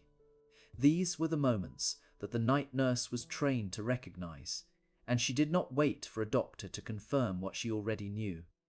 She sent a messenger to the physician's house, or she acted according to the standing orders she had been given. She applied cold compresses to the forehead. She lowered the patient's head. She adjusted the ventilation of the room. She did what was needed, quietly and without ceremony, and she did not expect praise for it. The night nurse was also responsible for the chart, that careful record of temperature and pulse that became one of the most important tools of fever care. The chart was not simply a document. It was a story written in numbers and small observations. The night nurse added to it hour by hour, building a picture of the illness that the physician would read in the morning. She noted not only the temperature but the character of the fever, whether it rose steadily, whether it broke suddenly, whether it returned after a period of calm. These patterns told the physician more than any single reading could. As the night wore on, the candle burned lower and the ward grew quieter still. The night nurse made her rounds by instinct as much as by schedule, her body attuned to the long silence of the fever ward. She knew the sound of a patient turning in sleep, the creak of a bed frame, the rustle of linen. These were her companions through the hours between midnight and dawn. And when the first light began to show through the high windows, grey and pale, the night nurse began her final tasks. She prepared the charts for the morning round. She made sure each patient was as comfortable as she could make them. She straightened the screens between the beds and checked that the water jugs were full. She stood for a moment at the window, looking out at the waking street, and then she went to wake the day nurse with a quiet report of what the night had brought. The morning nurse would take over the care, but she would not see what the night nurse had seen.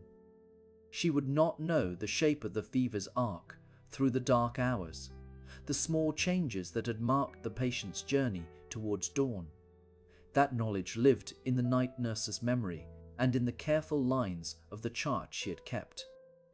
And as she walked home through the early morning, the streets still quiet and the air cool on her face, the night nurse carried with her the quiet certainty that she had done what the physicians could not do. She had stayed, and she had watched, and she had seen. The fever ward would fall quiet again through the daylight hours, but the night would return, and another nurse would take her place by the candlelit beds, continuing a tradition of observation that stretched back through decades of fever care. A thread of patient attention that connected the oldest hospitals to the newest wards. The work did not change because the patient in fever did not change. The body still needed someone to watch through the night, to read its quiet signals, and to know when to act and when simply to stay. The fever broke not with drama, but with a change in the air of the room. Those who watched through the night knew it before the thermometer confirmed it. The skin, which had been dry and burning to the touch, grew damp. The restless turning of the body on the pillow eased. The breathing, which had been quick and shallow, deepened into something slower, almost ordinary. It was a quiet shift, but to the person sitting by the bedside, it felt like a door opening. In the hospital wards of the last century, the moment a fever broke was noted with a kind of quiet ceremony. The nurse would reach for the cloth, cool and damp, and wipe the patient's face and neck. The sheet, which had been twisted and damp with sweat, was replaced with linen that smelled of starch and air. The chart at the foot of the bed told its own story. For days the line had climbed and held, a slow mountain range of temperature readings. Now it turned downward, notch by notch, in a slope that meant the body had won its struggle. The fever chart itself was a modest thing, a ruled piece of paper pinned to a board, but it held the entire story of the illness in its tracing. The night nurses had marked it every few hours by the light of a shaded lamp, their handwriting careful and small. The morning doctor would look at it first, reading the line the way one reads a landscape. And when at last the line began its descent, the word passed from shift to shift. The patient was turning. But the turning was not a sudden return to life.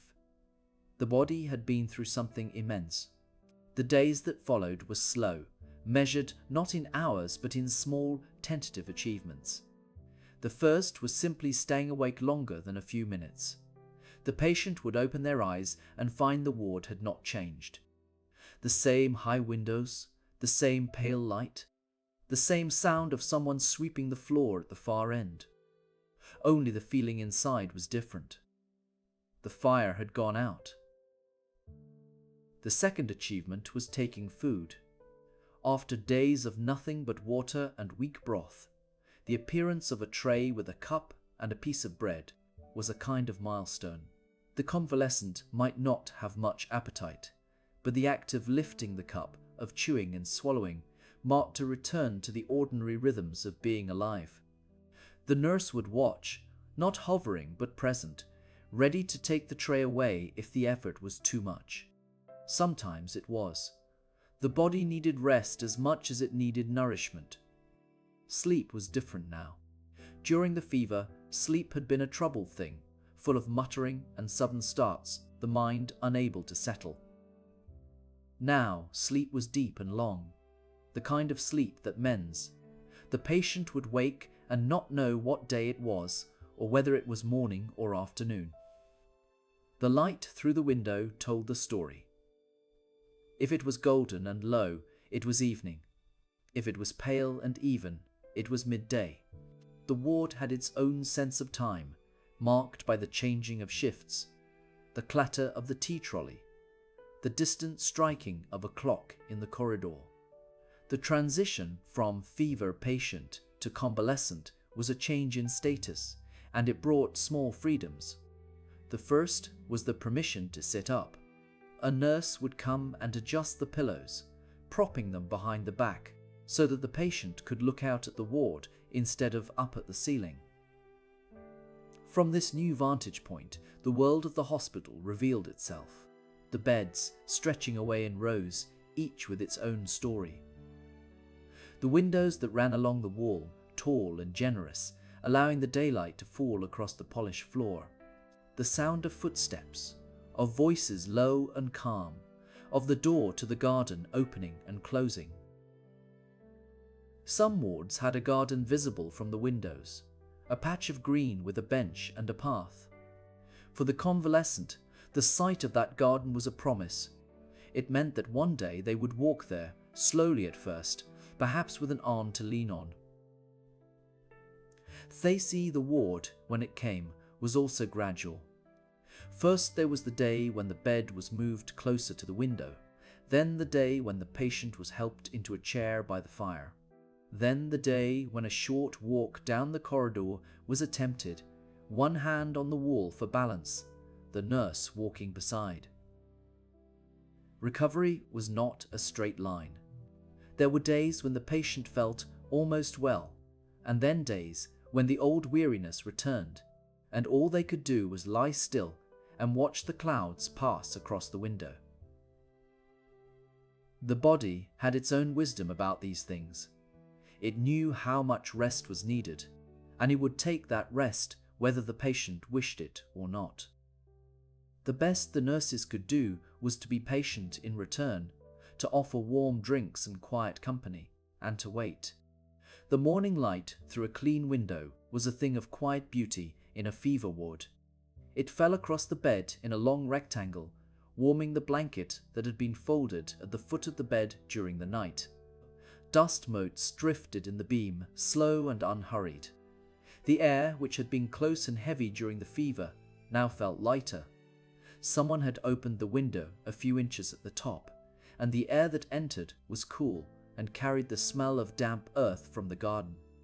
The convalescent would lie and watch that rectangle of light move slowly across the floor as the morning advanced. It was a way of marking time without the need for a clock. When the light reached the leg of the chair, it was time for the morning wash. When it touched the bedpost, the doctor would arrive. The day had its rhythms, and the patient was slowly learning them again. One day, the blanket would be folded and placed at the foot of the bed for the last time. The patient would dress in clothes that felt loose after the weeks of illness. They would walk out of the ward, down the corridor, past the nurse's station where someone looked up and smiled, and out into the air. The world would look both familiar and strange, as if seen through a different window. They would remember the basin, the sheet, the chair, and the someone who listened through the night.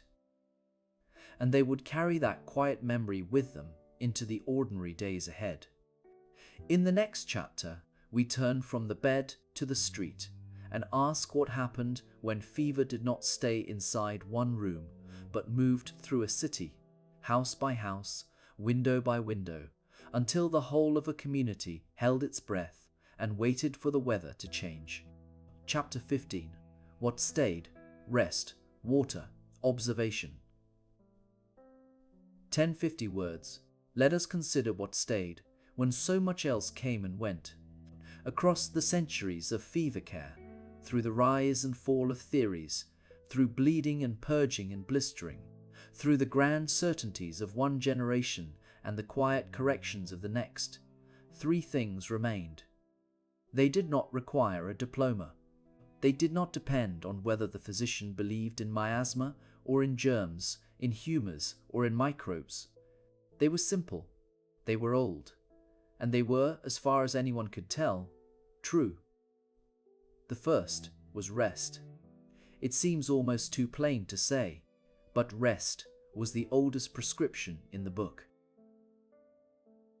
Long before there were hospitals, there was the instruction to lie still, to cease labor, to let the body do what it needed to do without the interference of work or worry or the demands of the day.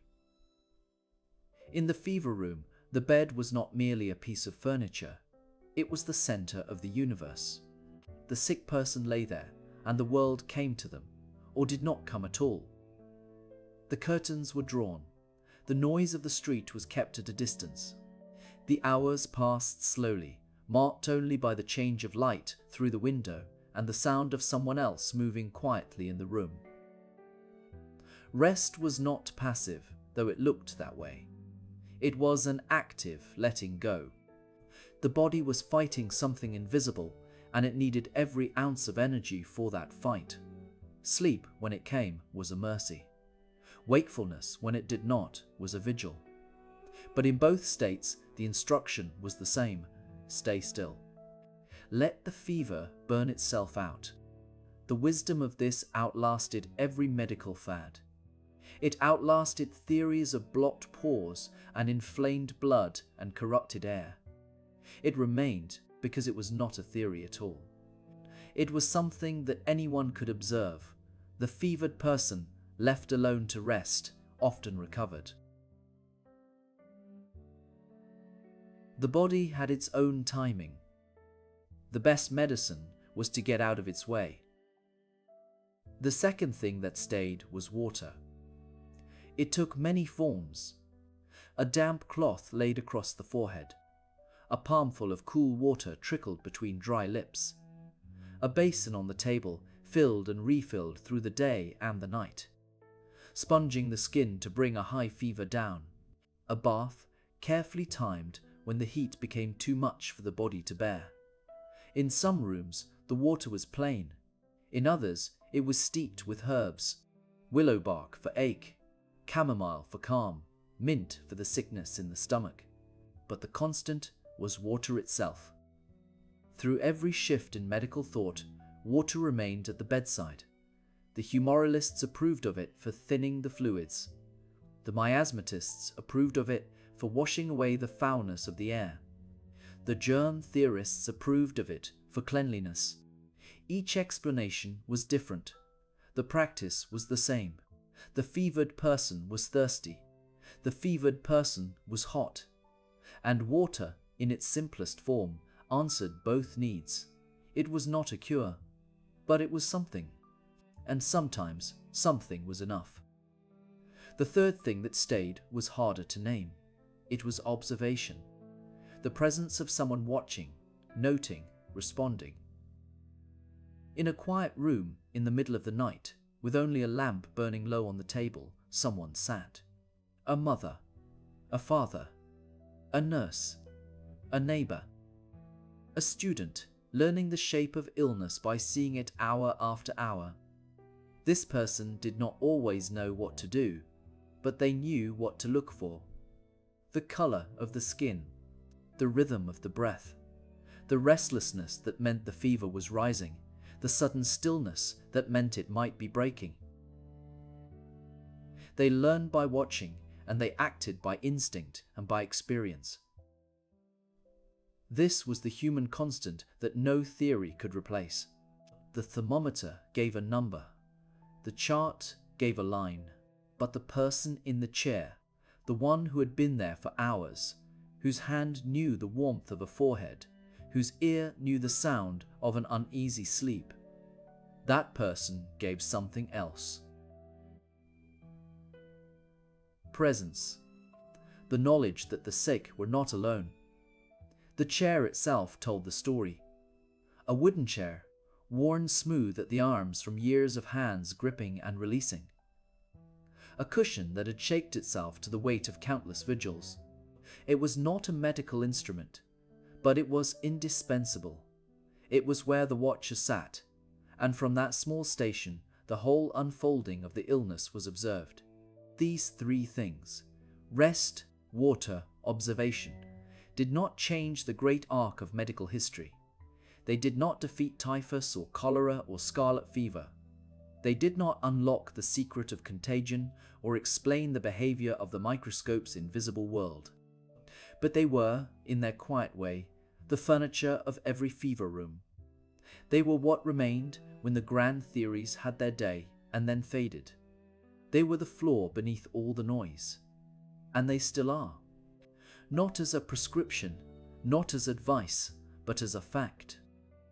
The most enduring practices in the care of the fevered were not the ingenious inventions of brilliant minds. They were the simplest things.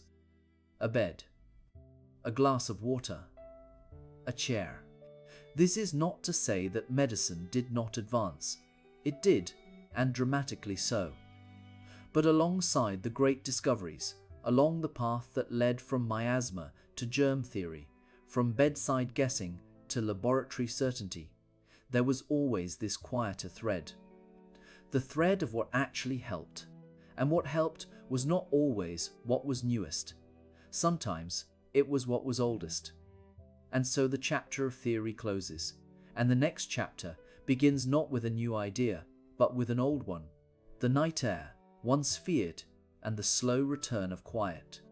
For if the fever room taught anything, it was this, that healing, when it comes, often comes, not in a flash of revelation, but in a long, slow, patient letting go.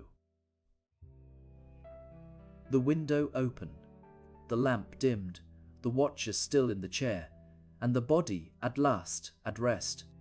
Written to narration.txt.t at the same path. 1050 words, soft bridge to chapter 16, night air. Return of quiet, concrete imagery, chair worn smooth, basin, lamp, cloth, no citations, no medical advice, no markdown headings.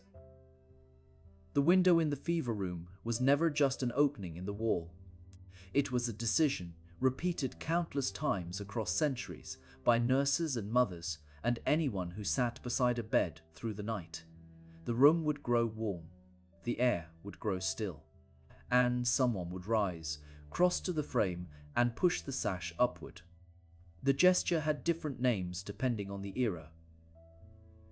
In the time of miasma, it was called letting the bad air out. The fevers were thought to rise from damp ground, from rotting matter, from the breath of the sick themselves, and the window was the only way to clear the room. It was an act of removal, of pushing danger away on the current of the night air. The belief was wrong, but the instinct was not. Later, when hospital reformers studied the spread of fever in crowded wards, they measured the air in cubic feet per patient. They calculated how many breaths filled the room before the air became unsafe. They designed windows that opened wide and high, and corridors that ran straight through the building so that a breeze could travel from one end to the other. The open window became a matter of geometry and engineering. It was no longer about bad smells. It was about ventilation. Florence Nightingale wrote about windows as though they were medical instruments. She insisted that the air a patient breathed must be as pure as the air outside, and that the only way to achieve this was to keep the window open day and night, even in winter. She was not thinking of germs. She was thinking of something she could not see, but whose effects she had watched in the wards of Scutari. The soldiers who lay in stale, crowded rooms died more often than those who lay near an open window. She did not need a theory to know that the air mattered.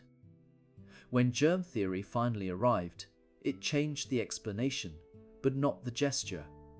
The window was no longer opened to let miasma escape. It was opened to dilute the air, to reduce the concentration of whatever invisible particles might pass from one patient to another. The open window became part of hygiene, alongside boiled linens and washed hands. The theory had shifted, but the sash still rose. And so the window remained. Through the fever hospitals of the 19th century, through the influenza wards of 1918, through the tuberculosis sanatoriums where patients slept on open porches in the coldest months. The act of opening a window for the sick outlasted every idea that had ever justified it. Each generation gave the gesture a new reason, but the gesture itself never changed. There is a photograph from the early 20th century of a fever ward in London. The beds are arranged in long rows. The windows are tall and arched, and they are all open. The curtains lift slightly at the sill. The room is flooded with daylight and with air. There is nothing dramatic about the image. It is simply a room that is not sealed. A room that breathes. That is what the open window means in the end. It is not a prescription. It is not a cure. It is a message from the person who opened it to the person lying in the bed. You are not alone, and the world is still outside. The air will move. The night will pass. In the quiet hours of a fever, when the fever chart has been marked and the basin has been set aside and the lamp burns low on the bedside table, the window left open is the oldest form of care that still looks exactly as it always did. A room with an open window is a room that has not given up. It is a room that is waiting. And what was true in the fever ward remains true in any room where someone lies awake. The air moves. The curtain stirs. The night sounds drift in from the street. The window does not heal, but it connects. It says that the room is part of a larger world, and that the larger world is still there, quiet and steady and breathing. As the hours of this long telling begin to settle, as the fever ward grows quiet and the last lamp is turned low, there is one more chapter to consider. It belongs to the things that did not change: the rest, the water, the watching, the waiting. The things that remained when every theory had been tried and set aside. The humble room and what it taught us. The fever ward is quiet now. The basin has been emptied, the cloth folded, the chair pushed back from the bed. Through all the chapters of this long story, through the household vigils and the crowded wards, through the theories of bad air and the first fever charts, through the night nurses who watched alone, and the moment the line on the graph finally turned downward. One thing has remained. not a medicine, not a machine, a window left open. Think of the room that held a fevered person 200 years ago.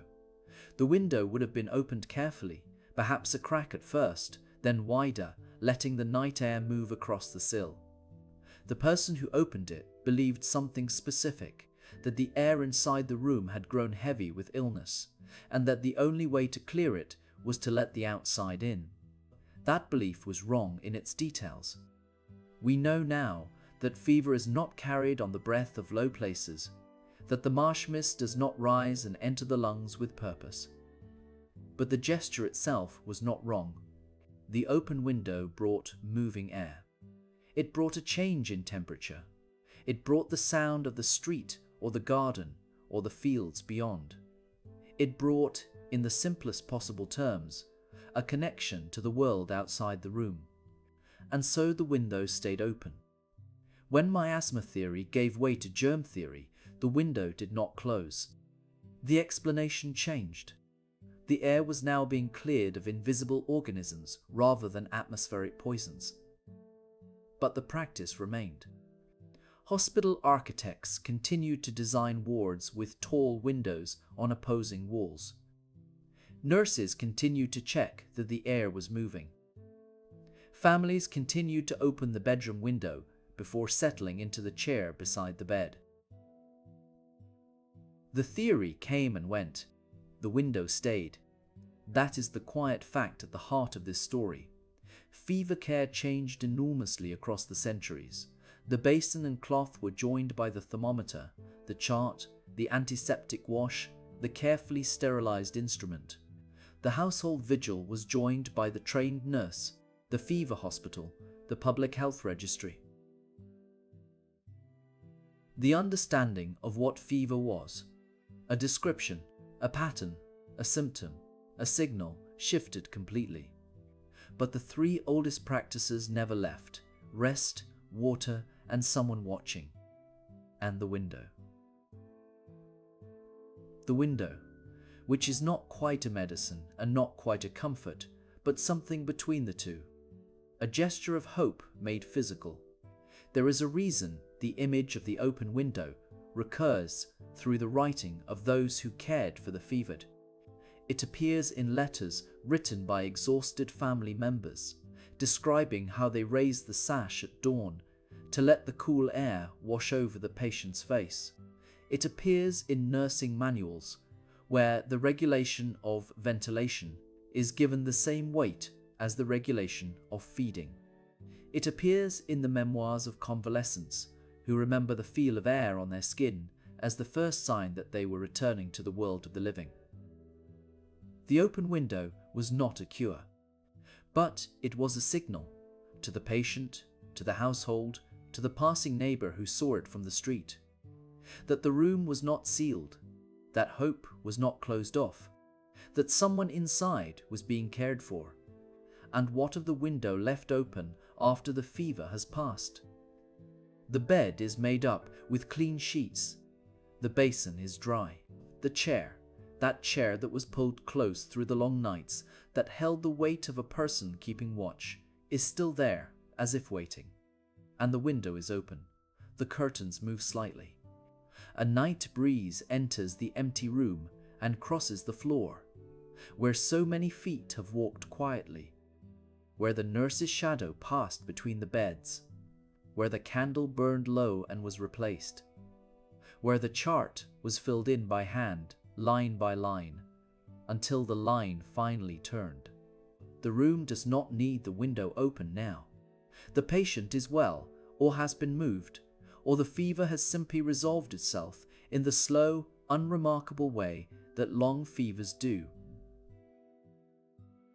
A day of less heat, a night of deeper sleep, a morning when the thirst is less, and then a morning when the person asks for food. The crisis has passed. The vigil is over. But the window is still open, because that is what people do. They open the window. They let the air move. They let the room breathe. There is no final lesson to draw from this story, no single truth that explains why the window stayed when so much else changed. Perhaps it is simply that the gesture of letting the outside in is older than any theory and will outlast all of them. Perhaps it is that the people who cared for the fevered across all those centuries understood something that did not need to be proven, that a person lying still and hot and afraid needs to know that the world is still there, that the air is still moving, that there is a sky beyond the ceiling and a breeze beyond the curtain. The window left open is that knowledge, made into a simple act. So let the room stand as it is. The chair beside the bed, the clean sheets, the basin, empty, and the window open at dusk with the curtains moving slightly and the night air coming in. The fever ward is quiet. The long watch is over. Let the room breathe, and let the sleeper sleep. The window is open, not wide, not forced, but just so. A handspan of cool morning air moving into the fever ward. The glass has been wiped clean, the sill dusted, and a thin linen curtain shifts with each passing breath from outside. It is that hour after sunrise, when the ward is quiet, when the lamps have been dimmed and the night candles have burned down to their last curl of wax. The patients are resting. Some are sleeping. Others lie still with their eyes open, watching the light change across the ceiling, saying nothing. There is no hurry in this room. A nurse moves through the ward with the ease of someone who has walked its length 1,000 times. Her steps are soft on the floorboards. In her hands she carries a small tray, not with medicine, not with instruments, but with clean cups, turned upside down to dry, and a folded stack of linen. She places a cup on the bedside table of a sleeping man, within reach should he wake and find himself thirsty. She smooths the corner of a sheet that has come loose.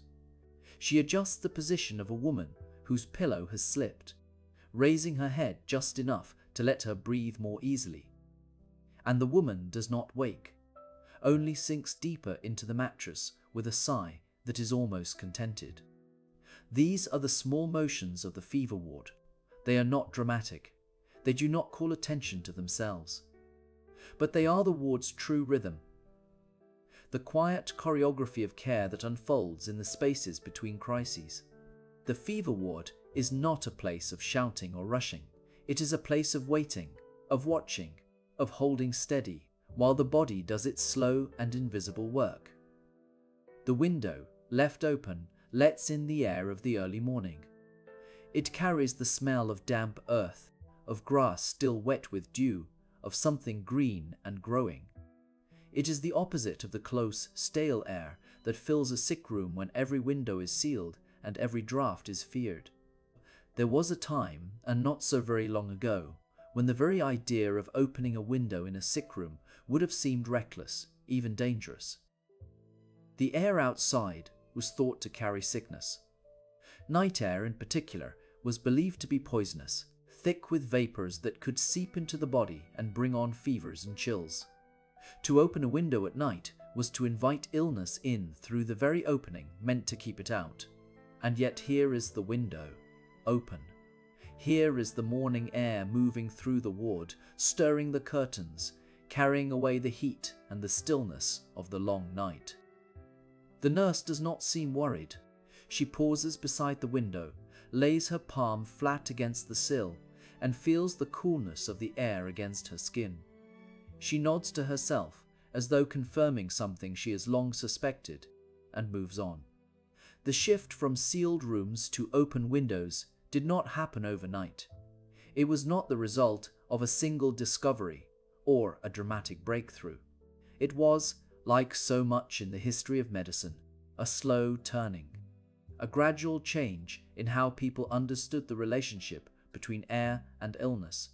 For centuries, the dominant theory held that fever was caused by an imbalance in the body's humors, and that the air itself could be corrupt, heavy with miasma, carrying disease on the wind. The solution, according to this view, was to keep the sick room closed, to burn herbs and spices to purify the air, to seal every crack and cover every opening. Fresh air was not a remedy, it was a risk.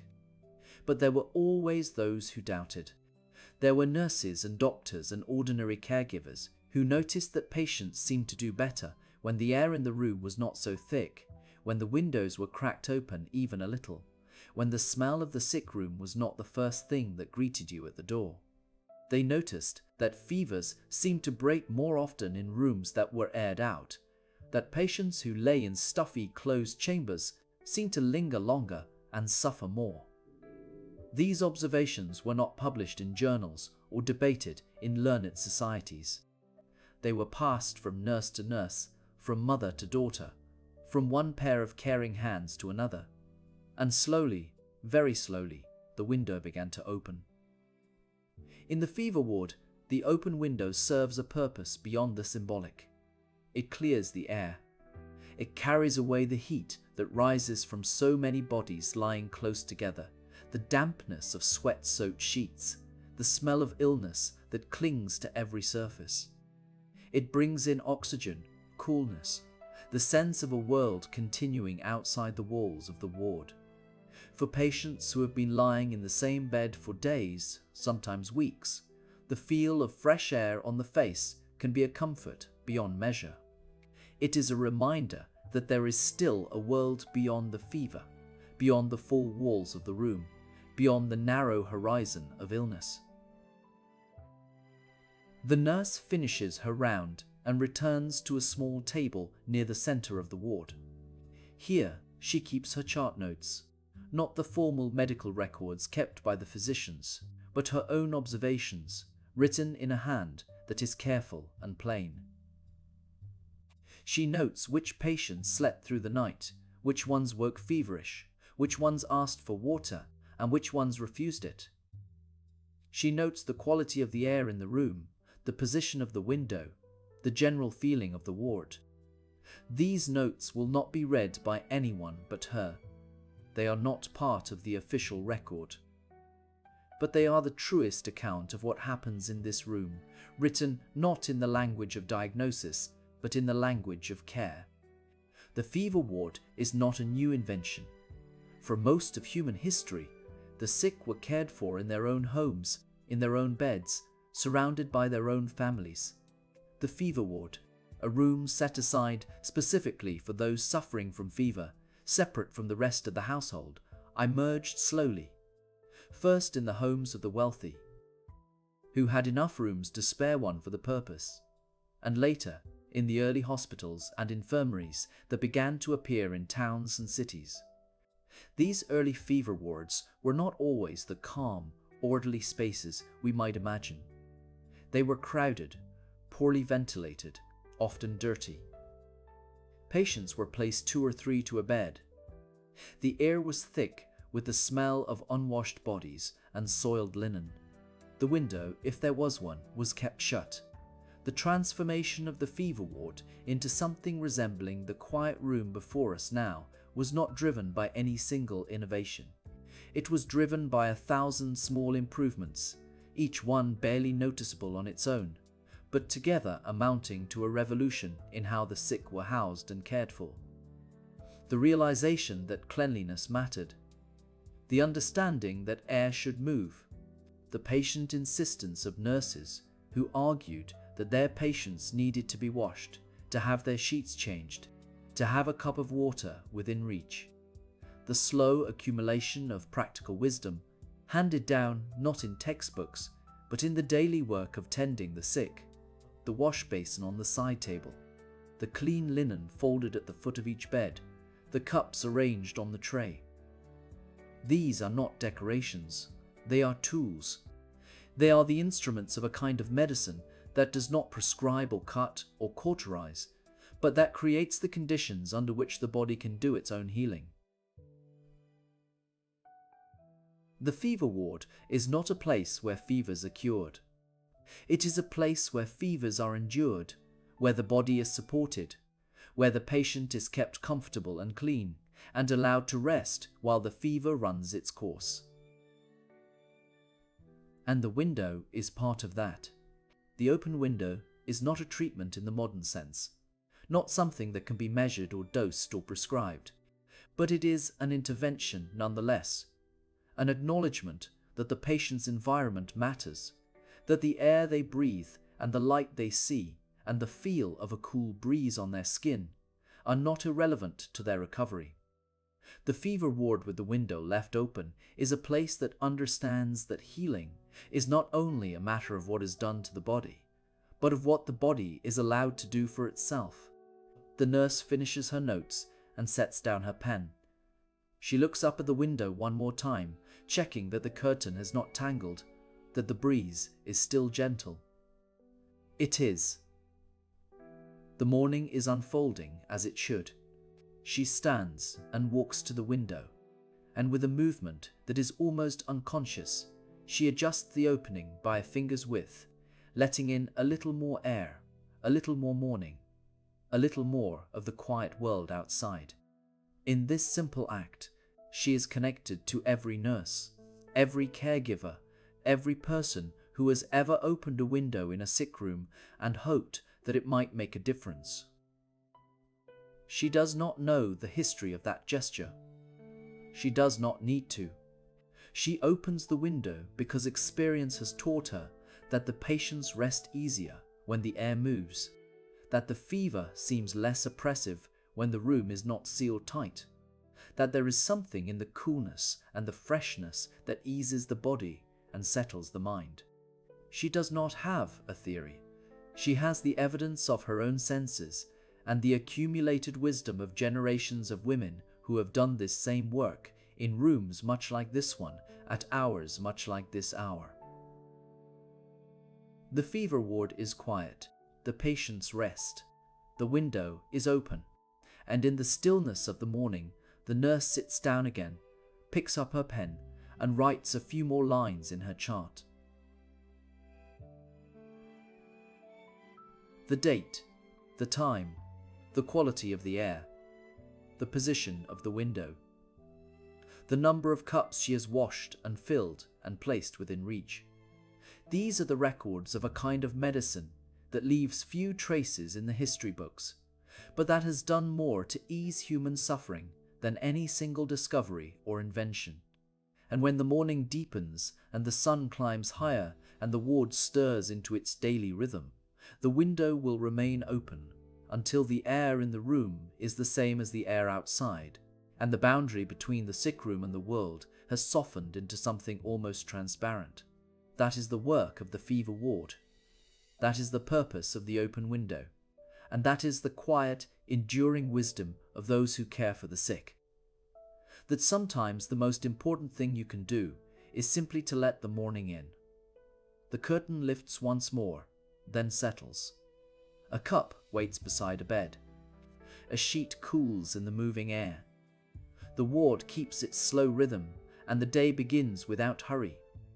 Outside, a cart passes in the street, its wheels softened by distance. Inside, the nurse closes the chart, smooths the cover with her palm, and leaves it ready for the next quiet hand that will carry the ward through the hour. The window remains open, holding the room in a gentle balance of rest, air, linen, and morning light for everyone there.